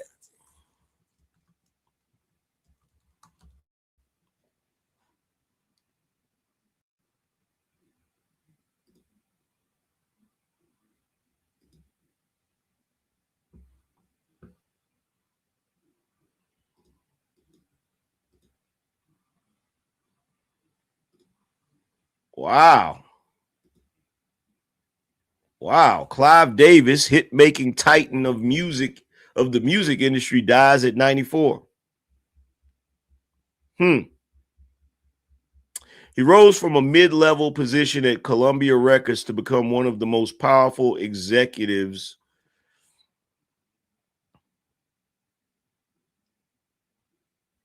shepherding stars like Barry Manilow and Whitney Houston.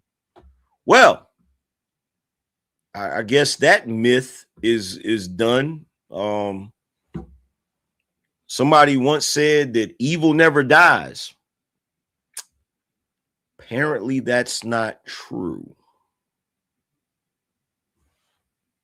That boy is good. I didn't know. I didn't know he passed away today.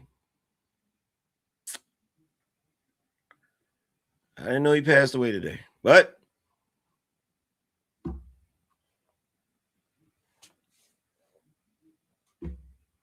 yeah, what are you gonna do? What are you gonna do? But let me give you guys my thoughts on this P. Diddy situation.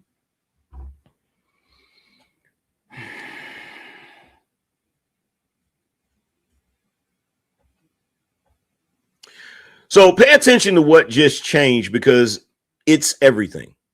Diddy's lawyers are no longer in front of the appeals court arguing it didn't happen. They're arguing it shouldn't count.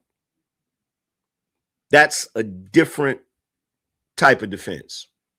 When the defense quietly stops saying he didn't do it and starts saying you can't hold it against him, the fight isn't about incoherence. Excuse me. I'm messing up my notes, y'all. I'm messing up my notes. When the defense quietly stops saying he didn't do it and starts saying you can't hold it against him, the fight isn't about innocence anymore. It's about escape. Here's the actual claim, and I need you to hear this slow. They told a federal panel he had a First Amendment right as a consumer of the performances at the freak-offs. And look, I'm not even going to front. His lawyers coming up with that is some creative lawyering. That's all I'm going to say. They dressed it up in constitutional language, but stripped the suit off. And it says, watching it was free speech, so leave him alone. Right? They dressed it up as in constitutional language, but stripped the suit off it and says, watching it is free speech. So he shouldn't be locked up because it's protected under freedom of speech. I don't even know how they tried to, it's mind-boggling just thinking about it. This isn't a legal theory. This is not a legal defense that any normal guy could stand on. That's a theory you can only afford at $1,000 an hour. There's no way. That's one thing I notice about lawyers when people have a lot of money. When people have a lot of money, lawyers, they come with some of the most crazy defenses I've ever seen in my life. Now, when you're at the regular level and you get a lawyer and you say something like that, he'd be like, man, that shit ain't gonna work.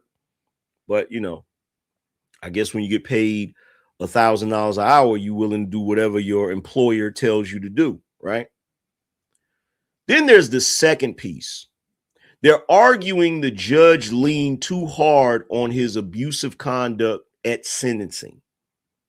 They want the abuse walled off from the math.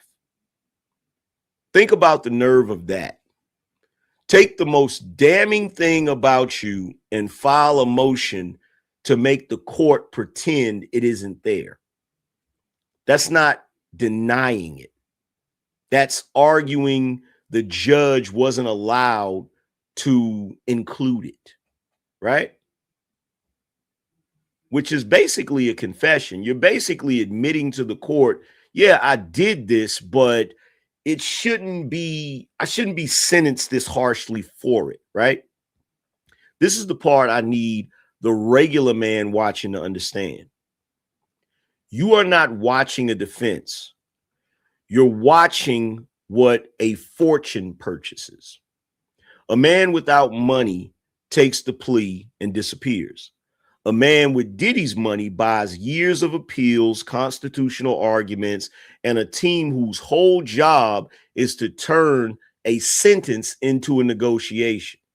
Same crime, two completely different justice systems, separated by nothing but a bank account. Let's be honest about the gap, too. Everything everybody watched, all those allegations, all those tapes and testimonies, and what stuck was prostitution-related transportation. 50 months. That by itself already tells you the machine was working long before this appeal. The conviction was the discount. The appeal is him trying to get the discount on the discount. Because let's be honest, had this been anybody else charged with all of this stuff, they would have went to prison for a hell of a lot longer than Diddy. Let's just be real about this. The amount of time they just gave him, this got everybody running around screaming free Diddy. It was a slap on the wrist, considering some of the things that he's been accused of, right? So turn the mirror around, because we're in this too. For a year, everybody had the outrage, the documentaries, the hot takes, the never again. Then the cameras moved on, and the same culture that swore it was different went quiet, right on schedule. Outrage that expires the second it stops trending was never really outrage. And it definitely wasn't accountability. It was entertainment wearing accountability's jacket. Understand what was happening in that silence. The machine that protected this man for 30 years didn't disband because the public got loud. It just waited. It let the noise burn itself out, and then it went right back to work, filing the paperwork to bring him home. These men don't beat accountability in public. They beat it in the quiet after you've already moved on to the next story. And here's who actually eats the cost of all of this. Every time a powerful man buys his way down to a slap, he resets the price for the powerless man. The system needs its convictions. So it takes them out on the people who can't afford to fight. while it lets people who can drag it out until everybody's tired get away with what they're getting away with. You're not just watching Diddy negotiate. You're watching the bill for his lawyers get mailed to men who never know his name. So let me say where I stand, because this is the whole point of this channel. The Standard does not have a VIP section. I don't care about the catalog. I don't care about the parties. I don't care how many careers he made. None of that is a coupon you redeem against accountability. There's still things, in my opinion, that he should be brought up on charges for. There's a lot of mysterious deaths around here that nobody wants to talk about. Nobody wants to discuss any of it. The bottom line is, if we hold the broke man to it, we need to hold the billionaire to it harder, because he's the one with every resource to do right and chose to do some bullshit and lawyer up instead. Because here's what Diddy is really wagering, and it's an insult to everybody watching. He's betting that accountability was always a thing that only happens to poor people. He's betting the Constitution has a luxury tier, and that if he files enough motions, you'll forget why he's in there in the first place. So answer the only question that matters tonight. If his money buys him out of this, was the Standard ever real? Was it ever real for him or any of us? Or were we just the only ones who couldn't afford to break it? Are we the ones who can't afford to break the rules like them? Because look, I've never heard of anybody having a RICO case and getting the time he got. Everybody keeps saying, oh, it's a one-man RICO. That doesn't make any sense. That's ridiculous. But then look at everything he was accused of. And look at what he got. Look at the amount of time he got. Had that been you or I in those same circumstances, with those same situations, there's no telling how much time we would have got. Absolutely no telling how much time we would have got. But with that being said, shout out to everybody that tuned into the show. I appreciate you guys. We've been on here a lot longer than I thought we were going to be on here, but I really appreciate you guys for tuning in. Salute to everybody. I'm about to get up out of here, and I'm going to holler at you guys later. Deuces. The session is closed. The board is dismissed.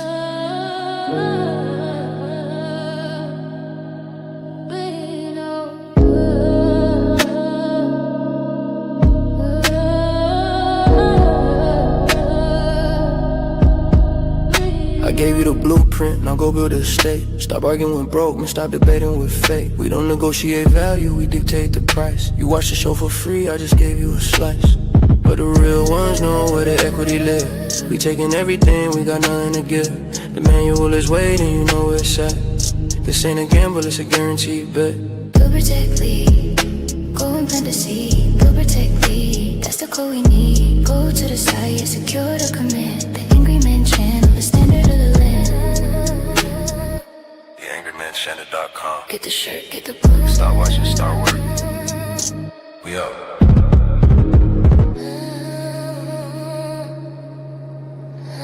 The session is closed. The board is dismissed.